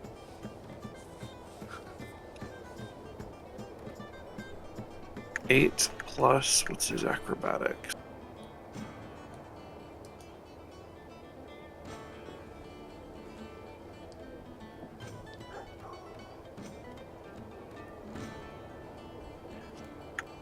Plus 2, 10 meets and beats, and he is now on the horse. And that will end his turn. Caelvo, as you lay down on the ground feeling like you're dying from exhaustion, how do you proceed? He's going to go back inside, so I don't want him to like lay down, but he's not like going to go all the way inside. He's just going to go just inside the door. Okay. And he's going to be like, hey, this is your tavern now. Can we have some room and board? Wait, that's the same thing. Just letting you know. That ends his turn. Okay. Elizabeth? Just letting you know, random stranger, this is your barn. Okay, I'm going to move everyone right there, which is perfect. I'm going to stare at him menacingly. You shouldn't have fucked with us. So, do you not want to take the Eldritch Blast? Okay. I don't want to kill him. Fist angrily in the You in can the air. Eldritch Blast non-lethally. I don't know that. You cannot non-lethal on spells or ranged attacks typically. Ah. Elizabeth doesn't know another way. Elizabeth knows only death. Elizabeth only knows that spell kills people. Now that she's killed 2 people with it unintentionally. The first one was just the experiment. You were developing a hypothesis. Mm-hmm. Now you know for sure. Now I know for sure. The second one was more, you know what? Maybe it was a fluke. Okay, Alden, it is your turn as you lay prone on the ground. I am going to stand up.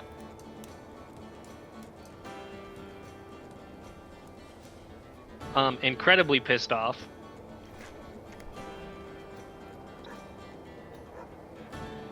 Yeah, I'm gonna go and beat this guy up a bit, I think. You get an attack of op on you as you go to walk away. My AC is 18. That is a 13 plus. Forget what this guy's fucking adding is.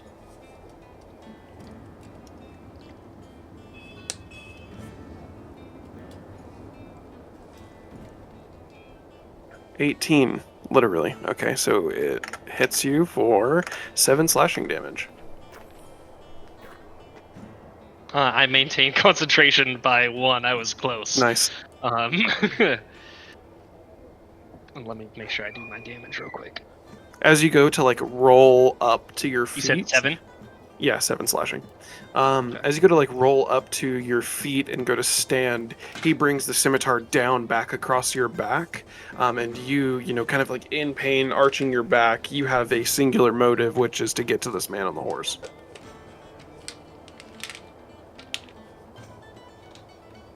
Alrighty. I am going to. Oh yeah, I'm making him.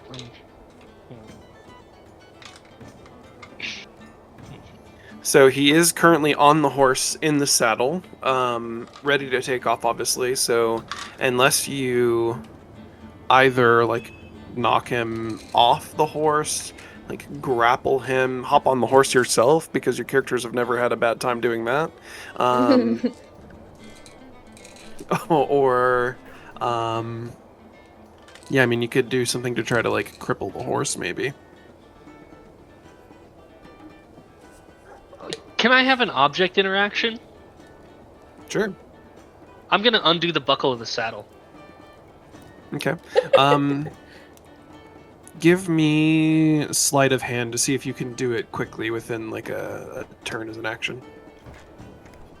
Oh, you know what? Nah, I don't. I think that he pissed me off enough. I would just want to beat this guy up. Okay. He did so kick you in the I am nuts. going- Yeah, he did kick me in the nuts, and then the other guy shoved me from behind and knocked me prone. Good thing your order wears cups, right? Yeah. Standard issue for Lathander. No, they just, you know, as a young boy, you get a brick to the dick every now and again. Never played nutball in the monastery? It's like, if you can dodge a brick, you can dodge a throwing knife.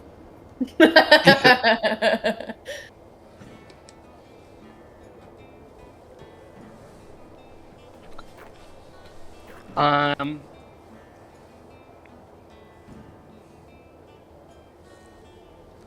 am going to channel my divinity and make this man take 1d8 plus 4 of necrotic damage. Hold on, let's see what the DC is on that again real quick.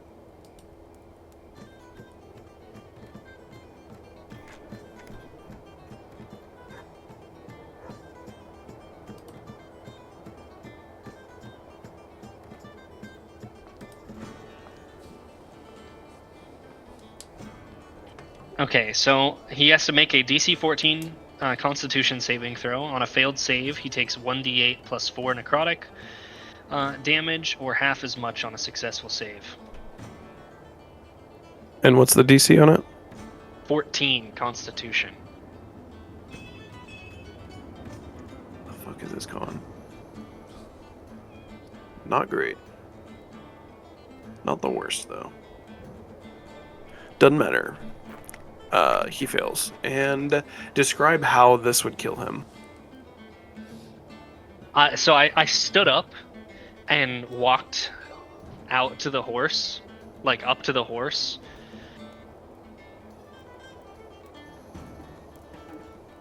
And I kind of like reach out, and my like the whites of my eyes kind of do this weird pulsating like light basically. And you guys had seen me do this to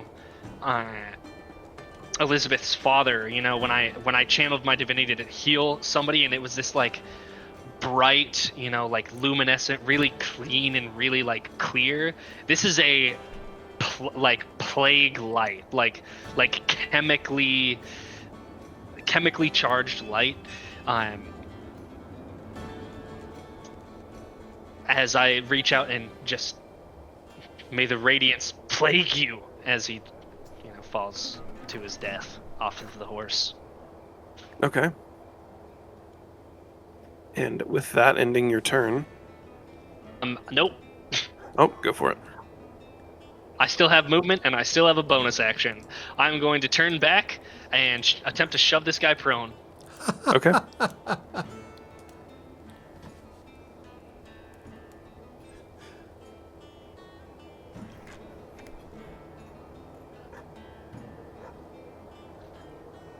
Oh, that went unbelievably well for me. That's a 7. It's a strength check, right? So 7. I rolled an 18 and I have -1 strength, so 17. Yeah, so it's athletics for you, and then he can choose either athletics or acrobatics to contest it. And he rolled a 15 on the die for...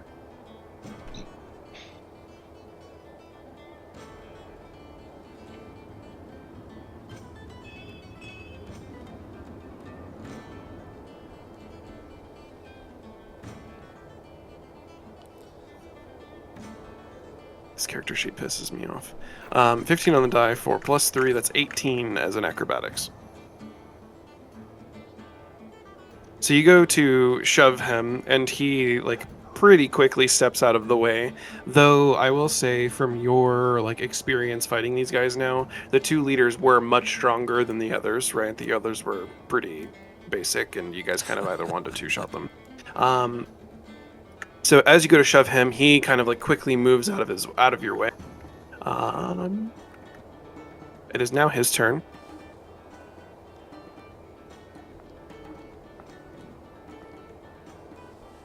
How are you looking right now?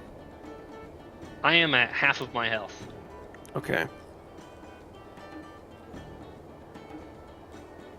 He's going to bear down on you with his scimitar with a first initial strike, which fucking for sure doesn't hit you with a 2. I'm not even going to add the additive on that. And then as he like gets parried by your quarterstaff with his scimitar in one hand, he reaches down with the other hand, grabs a dagger off of his belt, and attempts to stab you directly in the chest with it. That was cocked. That is a 15 plus... what is this dagger?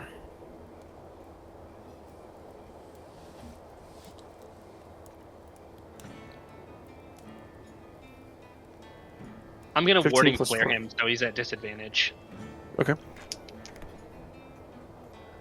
So 13 plus 4 for 17. I'm still good. Okay.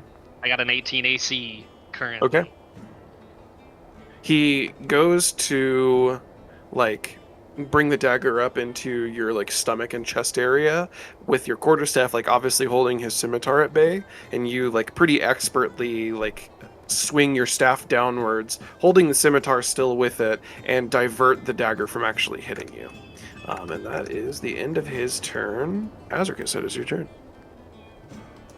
Cool. Az is going to just start moving forward. And as he gets to here, which is all of his movement, he's going to draw his old trusty hand crossbow again and aim it at him and say, "Move and die." Okay, so you hold an action, and if he moves and does anything other than, I'm guessing, like... basically give up and, like, let us talk to him. Okay, so if he does anything other than that, then you shoot. Got it. Yeah, if he tries to run for a horse, or if he tries to attack, I'm shooting him. Got it, got it.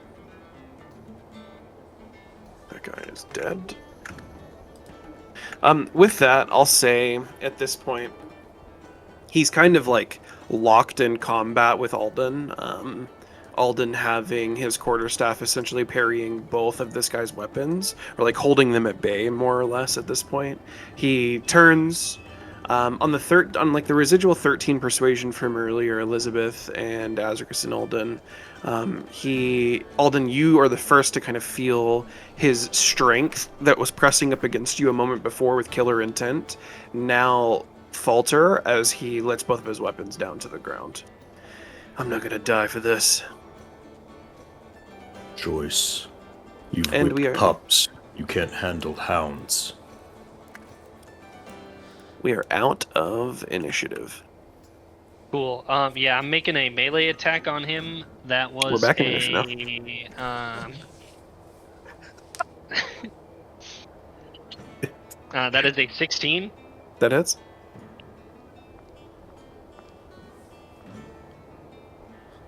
He takes 5 plus 2 damage.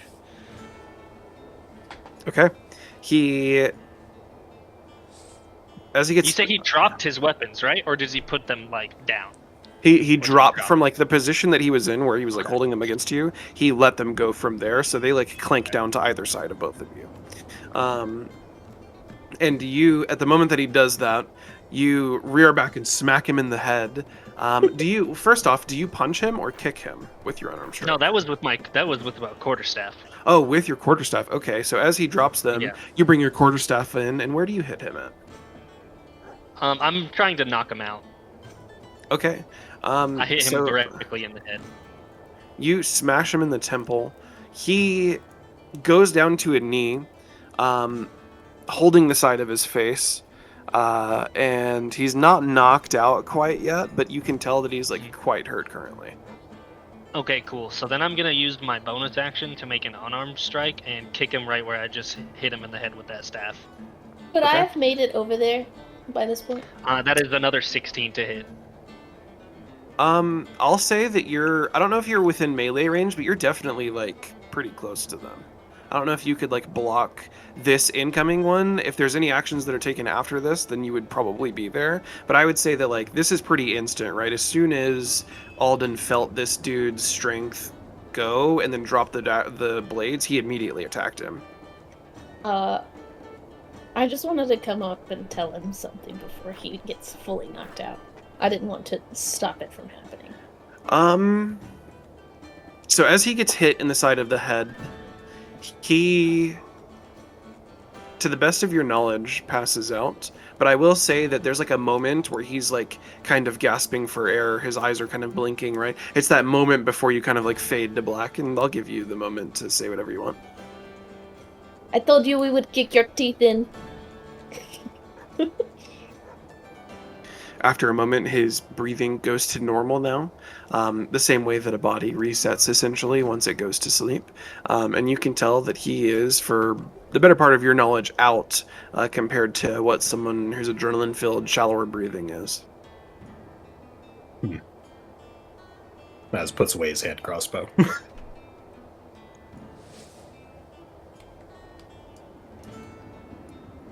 Are you gonna carry him inside or leave him out here? He's uncon currently. Yes. I'm gonna go through his pockets. Okay. You go through his pockets and find... What's this guy's loot? A silver-plated dagger. Technically, the silver-plated dagger is like on the ground near him. It's not in his pockets, but I'll just count that as part of what you find with them. The silver-plated dagger is the one that you had kind of blocked or parried before. You find a key, a tattered map fragment, inside of one of the folds of kind of like his tunic, you find a leather-bound journal.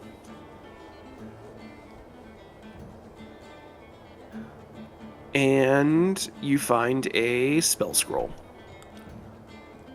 I'm gonna put all those things in my pack. Okay. Rip him naked. While he's removing his- looting the body, I'm gonna get a pair of manacles out of the chest that I carry around that's on the back of my pack, like tied on with the 50 feet of hempen rope, and just kind of hold them out to Alden so he can manacle this guy properly. Okay. Yeah, I took all of his belongings. I am hanging him up with... so I took off all of his clothes. I'm going to use one of his pant legs to tie it around the signpost of the tavern, and the other one of his pant legs to tie it around his ankles, so that he is hanging upside down from the signpost of the tavern here. Oh shit. Okay. I'm going to go over to the other one that I dispatched with my channel divinity. How I see this is like impacting him is like somebody... he just got hit with like incredible rot, so like his skin has started to like necrotize, and his blood's not even like a real red anymore. Mhm. It's got that infectious green to it. And I'm gonna swipe my fingers through the infectious green blood on that guy, and then on the chest of this dude as he's hanging upside down, I'm gonna do a line across his chest, and then a like half circle over it, so it kind of looks like the sun rising on the horizon on this guy's chest while he's hanging upside down. I'm incredibly pissed off, and I don't say anything else, and I just go inside. Okay.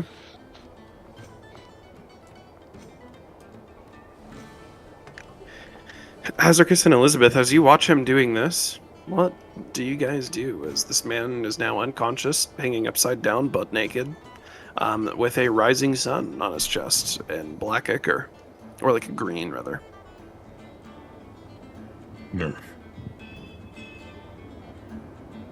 Azricus just kind of gives like a non-committal grunt, and then shackles his wrists behind his back so he can't undo himself. I don't And see then, that was exactly necessary, but okay.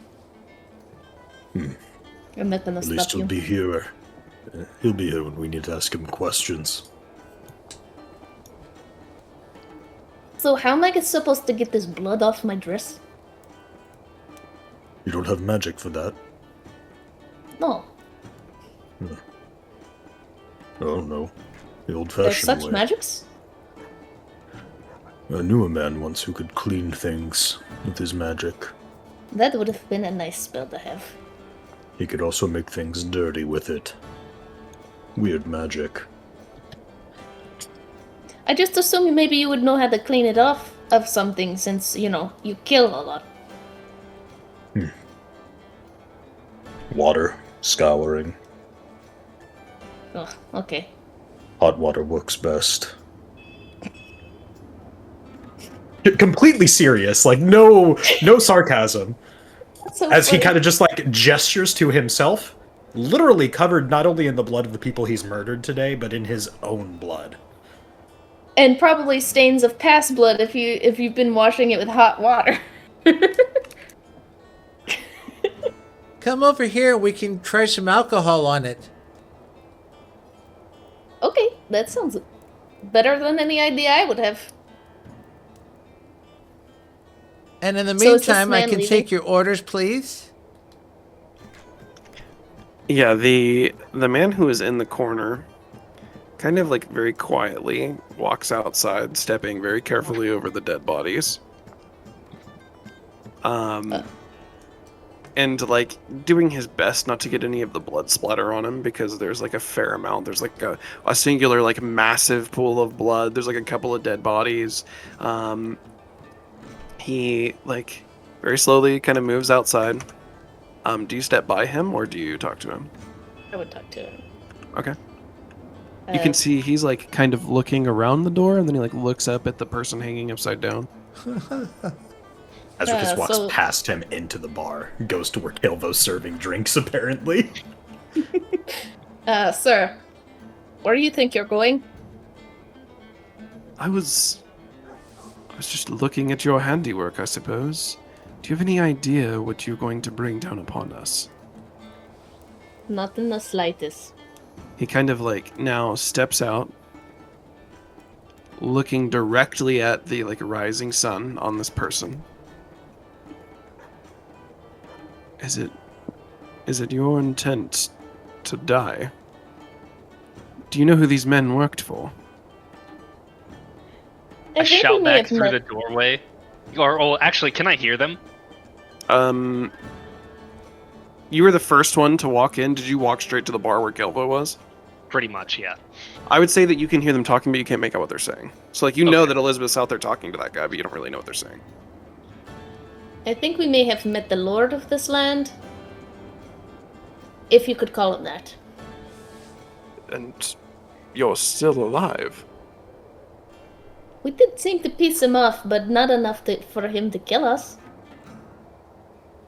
You see him, like, kind of visibly retract and, like, recoil from you a little bit. So you are his prey. I don't think we may be such... how you say, prey? The lord of this land has 3 modes. 1, he's nice to you because you have something he wants. Or he, for whatever reason decides to be cordial with you, who knows. 2, he hates you and wants to kill you, in which case there's not a creature alive in this land who couldn't die immediately should his will be that. Or 3, he wants to have fun with his food before he kills it. Well, I personally didn't meet him. Alden! What did that man tell you the last time you saw him? Elizabeth, peeks her head into the door of the tavern. I come.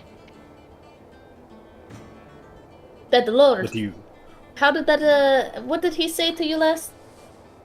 There weren't exactly many words. I beat him with a stick, and he made me kneel. And that's about it. Ah, yes. That's what happened. Could So I wouldn't Azricus say hear we're this on bed. conversation with his enhanced hearing? I would say that, yeah, he could probably hear it with his enhanced hearing. Azricus calls out just from the bar, currently getting done slamming some drink, just Definitely likes to play. Wouldn't say we're on the best of terms, but I wouldn't say we're on the worst of terms either. You see the man kind of rub his beard for a moment, kind of stroking it. He appears to be deep in thought. I wonder what his intent for you is. Regardless, you seem capable enough, maybe not to deal with the Lord and his creatures of the night, but you are capable enough to deal with some bandits who work for him, he kind of says, looking up at the man again. But they don't necessarily hold the same level of power that he does. He allows them to come and go, and they do his bidding otherwise. He looks over to the body on the ground now outside, and then also is kind of contemplating the bodies inside. Perhaps you and your... these your friends? Perhaps you and your friends can help me. These are my... They escort me around, This is the make sure help? I'm fine. So Don't they are wanna the help. Outweigh say that they're the help, but... They're your servants. Yes, we're the Oh. Kelping Hand. It's nice to meet you. They make sure I'm safe. This man is not in the same kind of clothing as the bandits were. The bandits wear, somewhat makeshift clothing. It's all similar colors and stuff like that. But ultimately they wear, kind of just makeshift scarves and hats and stuff like that. And, their tunics are a little bit more worn down. This man is in decent clothing. It's not necessarily up to the level that even your family's clothing was, Elizabeth, but it's definitely nicer clothing. It's the nicest you've seen since being in Barovia, outside of Alden and Azricus, who saw obviously Count Strahd's clothing. But this is quite nice clothing that he's wearing. He says, well, at least you took care of them, so we've got a little bit of time before retaliation comes. Would you like to have a drink with us? You seem kind of sit there for a moment, then smile. Sure, why not? We're all going to be dead probably in a week anyways. Elizabeth ThornWyck of Briarholt. Ismark Kolyanovich of Barovia, and he holds out his hand. And he holds out his palm up, right, obviously to take your hand as a noble would, and then he kind of bows his head as he takes it, and then gestures for you to obviously enter the door first as he walks in. Caelvo! Are you pouring drinks? What'll it be? I'd like a whiskey. I will pour it straight up. Thank you. Whatever smells most repulsive, it tends to be the best. Does Caelvo even know what whiskey is? Oh yeah. Well, he serves a shrine of Probably priests. So priests who are quite familiar with boozing. So Okay. Ismark walks up and sits down at the bar with you guys.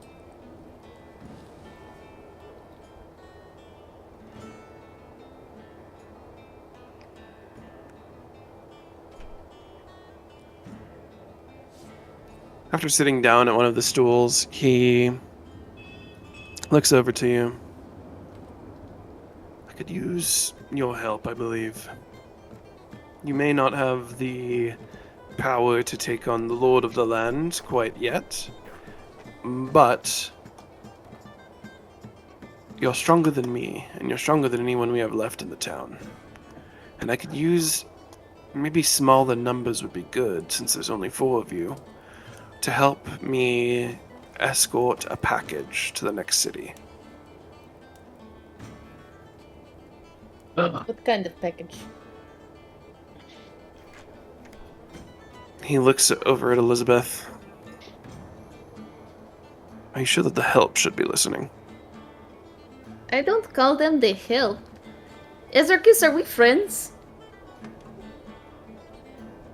I mean, after everything that's happened, I guess. He was like absently picking at his tusk, and he just stops and. We are the You've been helping through enough. hands, and we are here to help. And to do other things if the opportunity arises. So how can we Caelvo's help definitely you? my friend. The package is my sister. She's currently tormented by Strahd and his forces. I do not have the strength to be able to escort her to that town, not safely at least. You, on the other hand, he kind of gestures behind him now to the dead bodies on the floor, seem to have the strength and the aptitude to be able to deal with larger numbers than I can. I couldn't have killed all of these men. Do you know what they wanted from you?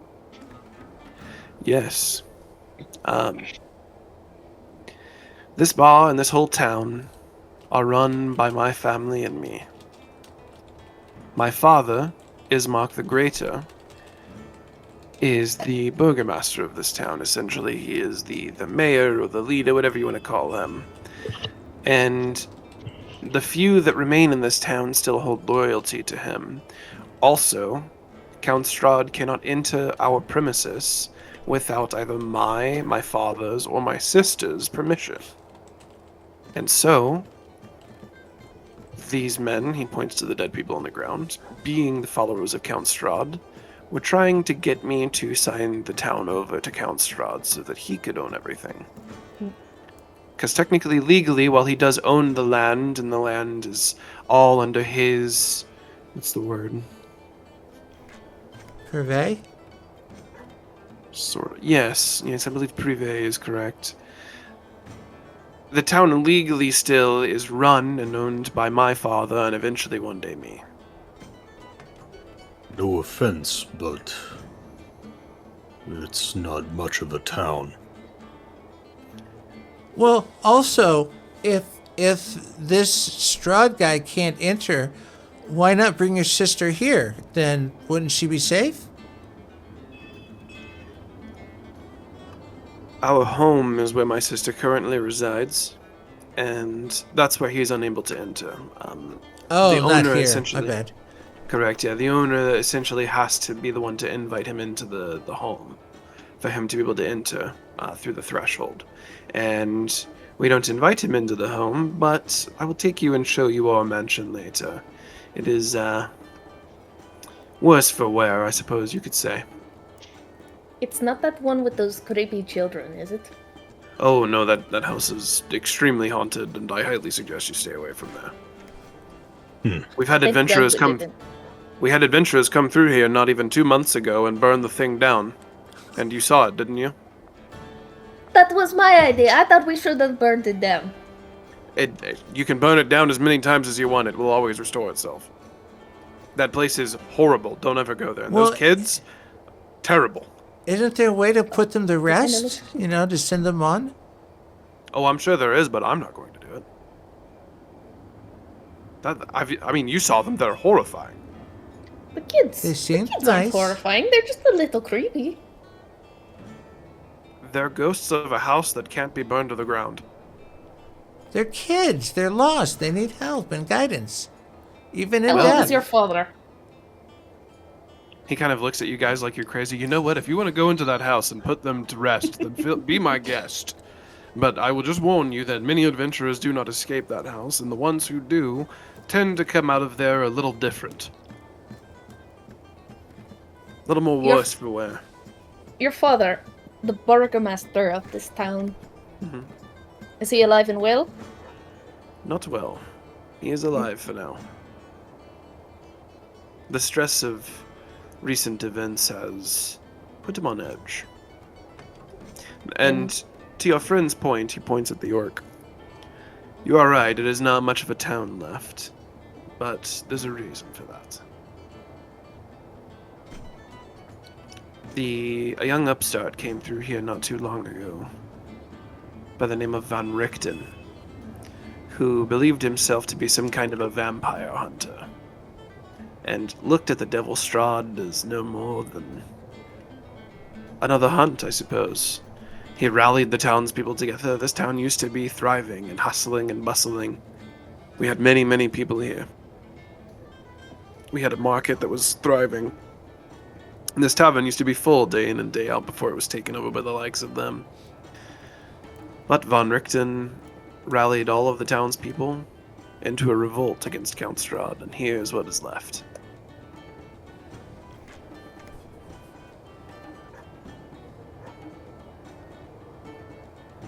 Well, who owns this place now? Technically, the man that's hanging upside down outside. What did you say, Azricus? I think we've heard that before, about the rebellion. Yes. Indeed. Mary told us about it. Do you know Mary? Been to Mad Mary's house. I suppose that makes sense considering the route that you took. And the fact that you passed the haunted, creepy house. Yes, Mary is quite a sad case, honestly. We've tried helping her, but she doesn't want to leave that house. Her memory seems to fade constantly. And I fear, rather, the only thing that will help her is restoration of her daughter to her. I told Mary I would do my best, but I cannot make any promises, as I don't know what kind of situation she's in. I've got quite a good idea. And it's not good.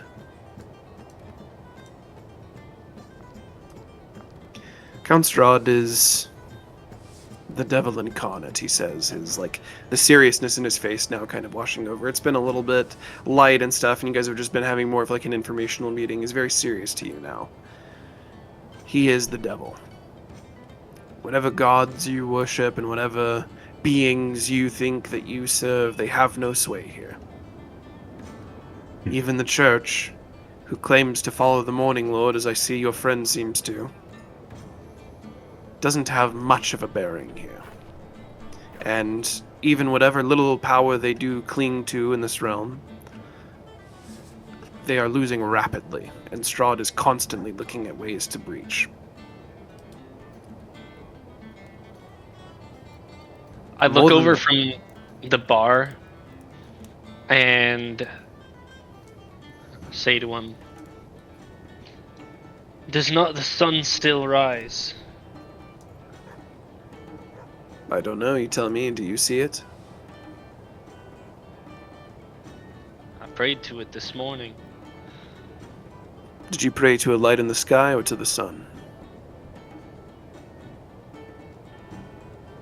Is there a difference? Who's to say that that's a sun that you're looking at?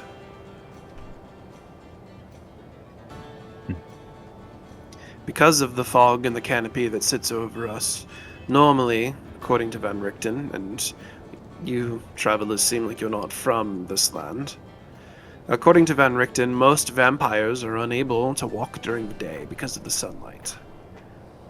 Count Strahd von Zarovich does not have such limitations in this realm because of the obscurance of the sun, or whatever that light is in the sky. It's been hundreds of years since we've been here.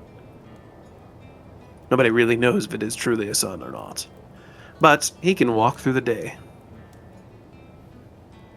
Have you seen other vampires? Yes.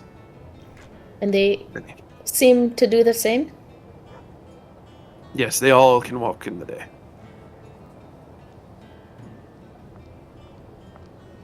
Though they are most active at night, along with many of the other creatures that are under Strahd's control. During the day, they have been known to walk. Many of them tend to get their rest in during the day, though. But Strahd, on the other hand, is a bit of a different creature entirely. You mentioned other creatures under his command. What manner? Indeed. The undead and spawn, surely. There are all manners of creatures that follow Strahd's command. To begin, he also has lycanthropes. There are certain lycanthrope who do not obey his commands in this land, but there are many who do. And then there are also the bandits that you've seen. And there are many, many different manner of undead creature, either spirit or physical, that are also under his command.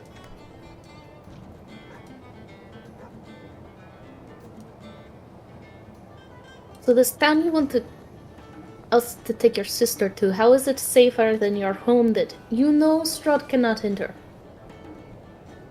Because eventually, when my father dies of the stress that this has put him under, the home is in disrepair, and it will eventually fall into disrepair. My sister cannot stay in the home forever, and just never simply leave. There is the church. Go ahead. I mean, Strahd could also just send the bandits into the home to pull her from it, so... Exactly. There is a church in Vallaki where you would be taking her. It is a church of the Morning Lord, and it is the only known protection from Count Strahd at this time. It is also further away from his sphere of influence, as I'm sure you've seen outside. He kind of gestures like upwards, towards where the big like castle spire is. That is where the devil lives. We are in his direct shadow.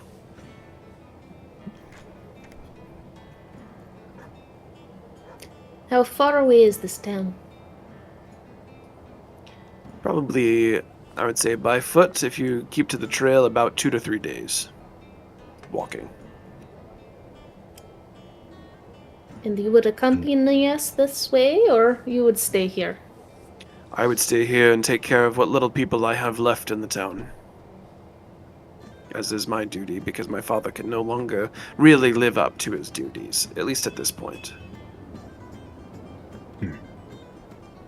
You're a good man. I am not, I am just a man trying to survive. A good man, and many good men, fell the day of the rebellion. So why didn't you? I have my duties. Your duties are with your people, and it seems they all died. Many of them still remain. Well, not many of them, but few of them still remain. With my father in poor health, even at that time, what was I meant to do? Leave the town with only him? At least now the town has some hope. Do you wish for us to bring your father to this other town? I wish for my father to be buried for my mother a hill not even 100 yards from my home.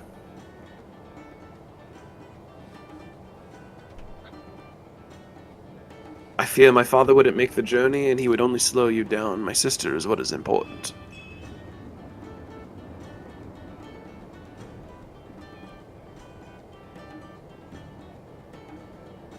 I'm willing. I gesture to Caelvo to pour me something. All right, here you go. He pours something. I can offer you what I have left in money, which is 10 gold pieces for the journey. And it will assuredly buy you entry into the gate at Vallaki. Don't want to be rude, but how capable is your sister? Does she know the way? Can she help us at all? Indeed, she does know the way. She's a lot more capable than I'll allow her to think she is, because she's one of those people that is capable enough to get into trouble, but I don't know how capable she is to get out of it. We'll get along just fine. And ultimately, my goal is to protect her, so I would rather her not. But she is capable and can defend herself, surely. She probably will also not take too kindly to me inviting you over to our home. Oh, then you did say that we needed to find the church. Indeed. We met some bandits before, and they said there was a church here. We were disappointed to find that there is not. There is a small church on the hill that it's mostly a graveyard now, but there is a preacher there. Although I would caution you against going there necessarily. He's not the same as he was before the rebellion.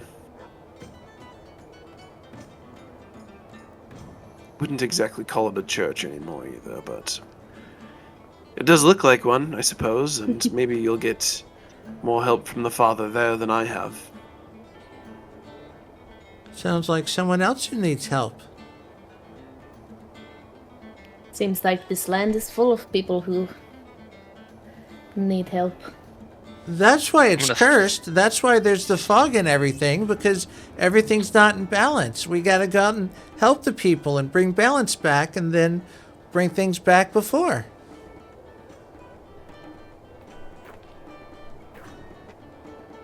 My thoughts, anyway. Sorry. Throw Hi, back I'm whatever Caelvo. Caelvo. I'm gonna throw back whatever Caelvo poured to me, reach across the bar and grab your arm. Oh. And I'm going to healing touch you. Oh. Thank you. Could we consider this a short rest? Yeah. That means I get my spells back, guys!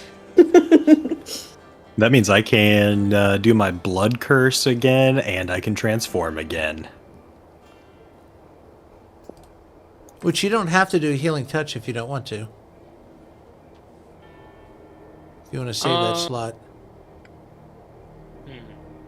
Here, just have a drink. Relax. You've done enough. We've got this.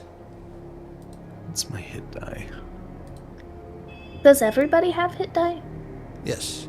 It's Like the that die you can you roll for your HP. When It's you the level same up. Die. D10.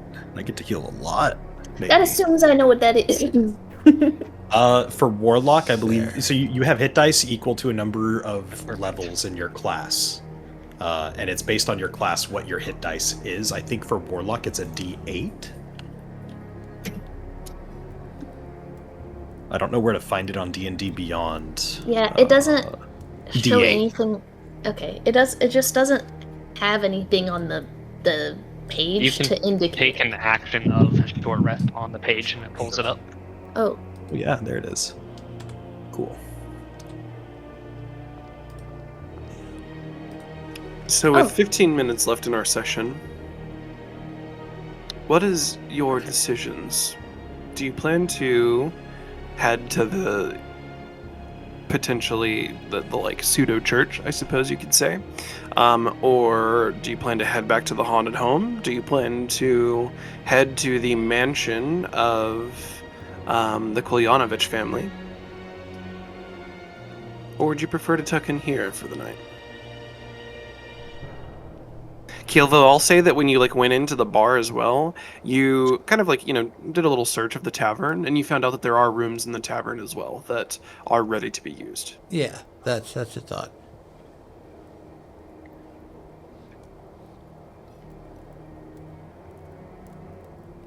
If we're I going to think- take our friend up on his offer of escorting his sister, we can go to his mansion for the evening. I think everybody except for Alden has basically said that they don't mind helping.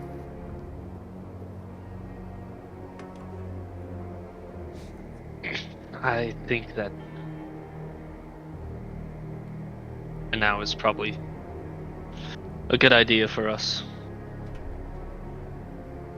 Make allies where we can. Not for nothing, but there is nothing here for us to gain, really. So take her and leave. Okay. With that, Ismark stands up. He places on the table a small sack of gold pieces and passes them to you specifically, Elizabeth, mostly just because you're the closest one to him, and begins to make his way out of the tavern. As you guys all kind of follow him, Elizabeth taking the gold pieces, do you check any of the other bodies? Do you, kind of look around the tavern for anything before leaving, or are you just following him out?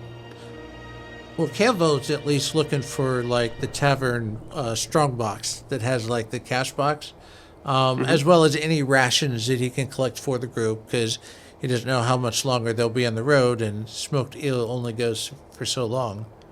Okay. You find the box is, like, not exactly hidden. It's kind of behind the counter, and you found that pretty early on, although you don't know where the key is to it. There is also a little store of, like, dried bread and, like, cheeses and stuff like that, that you can... I'll say you get... Let's say, like, 4 meals worth of rations. And that's 4 meals for, like, your whole party. So, like, 4 full days you can ration out to them. Oh, so 4 each. Like, if 16 rations. A full party meal. Okay. Yep. Okay, good, because I didn't have any. No, that's fine. So I'll set this up as, like, a party ration meal, so you're not, like, adding, subtracting. So I'll count at least 4 nights that Caelvo will do the cooking for everyone. Or the, rationing out. So you want me to... Do you want us all to add 4 rations to our pack, or are you saying that you'll make sure that we all eat off of that? He'll make sure that he'll keep that, and then when it's like, okay, now it's nighttime, like tonight when we go to bed tonight, unless our host has food for us, or we get food from the tavern, 4 nights on the road, I'll make sure this is taken care of for you guys. Okay, cool. Perfect. And I added the 10 gold to my inventory already. Awesome. Do you guys check on anything else, or is that it? There's bodies to check. Ooh. Yeah, I would go and check at least like the pockets, the vestments of all the Vistana that we killed. Okay. And also, I'd be interested in checking this if there's like saddlebags on the horses. Okay. So the Vistana that you killed, the like regular bandits, because there were 2 leaders, remember? The regular bandits, you find... Let me roll this off.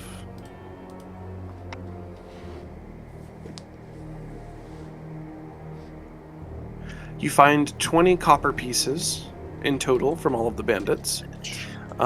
You find a rusty locket, a dice set with like chipped corners on it, and a bent silver ring. The rusty locket, you can just take internal note of this, is worth 2 gold pieces. The bent silver ring is worth 5 gold pieces, and the dice set is worth a silver piece.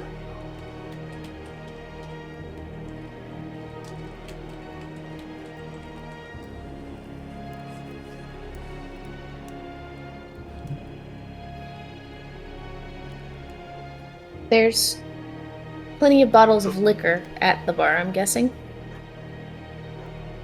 Yes. I will take a bottle of whiskey from the bar. Okay.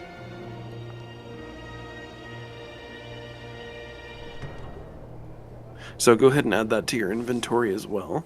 Do I see Caelvo messing with the strongbox? He'll have the strongbox out. He's not hiding it or anything from the party. I'm gonna try my key that I recovered from the other guy on the strongbox. It does work. Oh, that was yours. Oh, wow. Okay. You open it to find 5 gold pieces.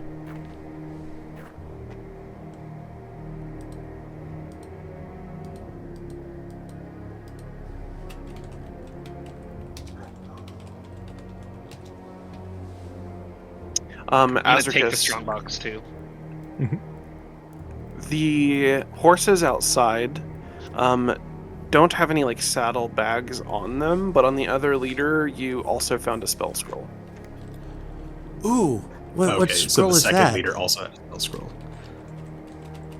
I don't know any magic, so I just walked back in holding up like a spell scroll. I think this is arcane, not my expertise. I'll take a look at it. Caelvo, upon You have- looking at it, you see that it is a spell scroll for the sleep spell. Okay. I'm gonna pull out the one from my pack and also show it to you. After taking a few minutes of looking at that one and kind of identifying it, let me see which one that was again. That one is... Jesus, what was it? Fog Cloud, sorry. Ah. Oh yes, I got blind fighting, baby. I'll also recover my manacles from the guy since we're just, I guess, leaving him hanging. He's gonna die because he's gonna be hanging upside down for too long. It's okay, he doesn't have enough blood for it to all rush to his head. Is this pack really here, or is it just decoration? It's just decoration. There's like nothing really there, actually. Okay. As you guys walk out now, having searched the bar, is there anything else that you want to search before you leave? Ismark is like waiting outside for you, but he's like not left yet. He understands that you guys are carriage foraging. is very much the one that we already commandeered, right? Correct, yeah. Yeah, and we already looked through that. There was nothing in that, no storage or anything. Well, they took it, Yeah, I think, before we fully... Yeah. So you guys did do like a little bit of a search for it, or through it, and you found, you know, things like cloth and stuff like that. You didn't really take anything out of it, but you haven't searched it since they stole it back from you, essentially. But yeah, up to you if you want to look through it or not. Yeah, let's look through it. Yeah, Azricus it'll will be kind of on like the way out. point to it too and be like, Should we bring that? Will it help in the journey to this other village? Ismark kind of looks at you for a moment and says, "No, I wouldn't. It would draw too much attention to you on the road. You don't want loud noises and a loud carriage. Although it would make the journey shorter, the journey from here to there is quite dangerous." What about the horses? Once again, the horses are quite loud, so unless you don't really care about attracting attention to you, then whatever, but there are only 3 from what I can count right now. Fair enough. So there would be 2 people walking. Point. Is there really a Would, chest on the back? On the back of the... yes, there is a new chest that is there that you guys didn't notice. Let me... Azricus, you're strong. You want to get this off? Sure, I could do that. is it like chained down like it is in the game? No, I mean, like, it is chained down, but you can open it just kind of on the other side of the chains. The chains are mostly meant to, like, keep it from falling off during the Okay. ride. In order to break the lock, though, it will take an either, like, sleight of hand with, like, a lockpick, or you to break it open with a strength check, or, like, athletics, rather. I do have a crowbar, Okay. which gives me advantage on strength checks to try and use it to, like, leverage. Yeah, give me advantage on a So, strength. for that. Ooh, that's good. That's a dirty 20. Okay, after a moment of kind of like, jimmying it in there and like getting it at the right angle and stuff, you pretty quickly and easily pop the lock off. and break the metal inside of the locking mechanism. And as you open it, you find a garnet gem worth 50 gold pieces. You can note internally. He will toss that to Elizabeth. Okay, you said, let me add it. 1 garnet, my birthstone actually, worth 50 gold pieces? Yes. 50 gold pieces. So that would count if a spell required 50 gold pieces worth of components? Correct, yeah. Not that I have, it was just a thought. I don't have either. I just like the shinies.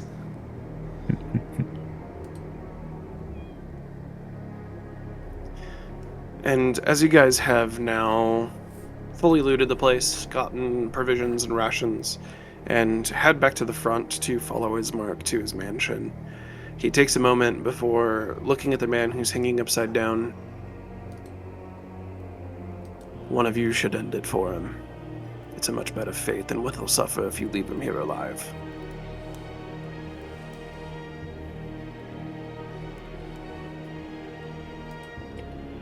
If nobody else moves to do anything, Azricus will just pull the hand crossbow and shoot him from a distance. Where do you aim? Probably like the chest to jugular region. Okay, He's not gonna give try me anything fancy. give me an attack roll.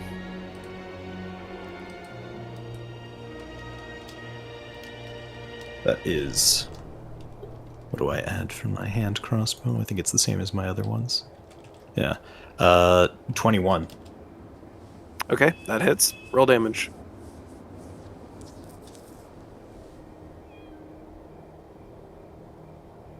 Yeah, D6. Max damage 6 plus... I don't think dueling counts, so it's just 6 plus 3 for 9. I'll say that you hit him directly in the chest where his heart would be, shattering through his ribs and eventually piercing his heart. For a moment, he awakes from his unconsciousness to look at you as his heart now stops, and a smile crosses his face before he dies silently. And that's the end of our session. We will see you guys next Sunday. How was your game, Toms? It was good. I enjoyed it thoroughly. Like and subscribe. Like and subscribe. Maybe next Sunday we'll figure out if that horse was actually Strahd. The horse that ran off. Again. Every animal we smack is Strahd. Yes. Well, Strahd does have a horse. Maybe it was Strahd's horse. I feel like his horse would look cooler. Don't do that to me. The horse that shows back up at Castle Ravenloft, it's got like the imprint of a staff, and he's just like that motherfucker. This fucking monk has gone too far.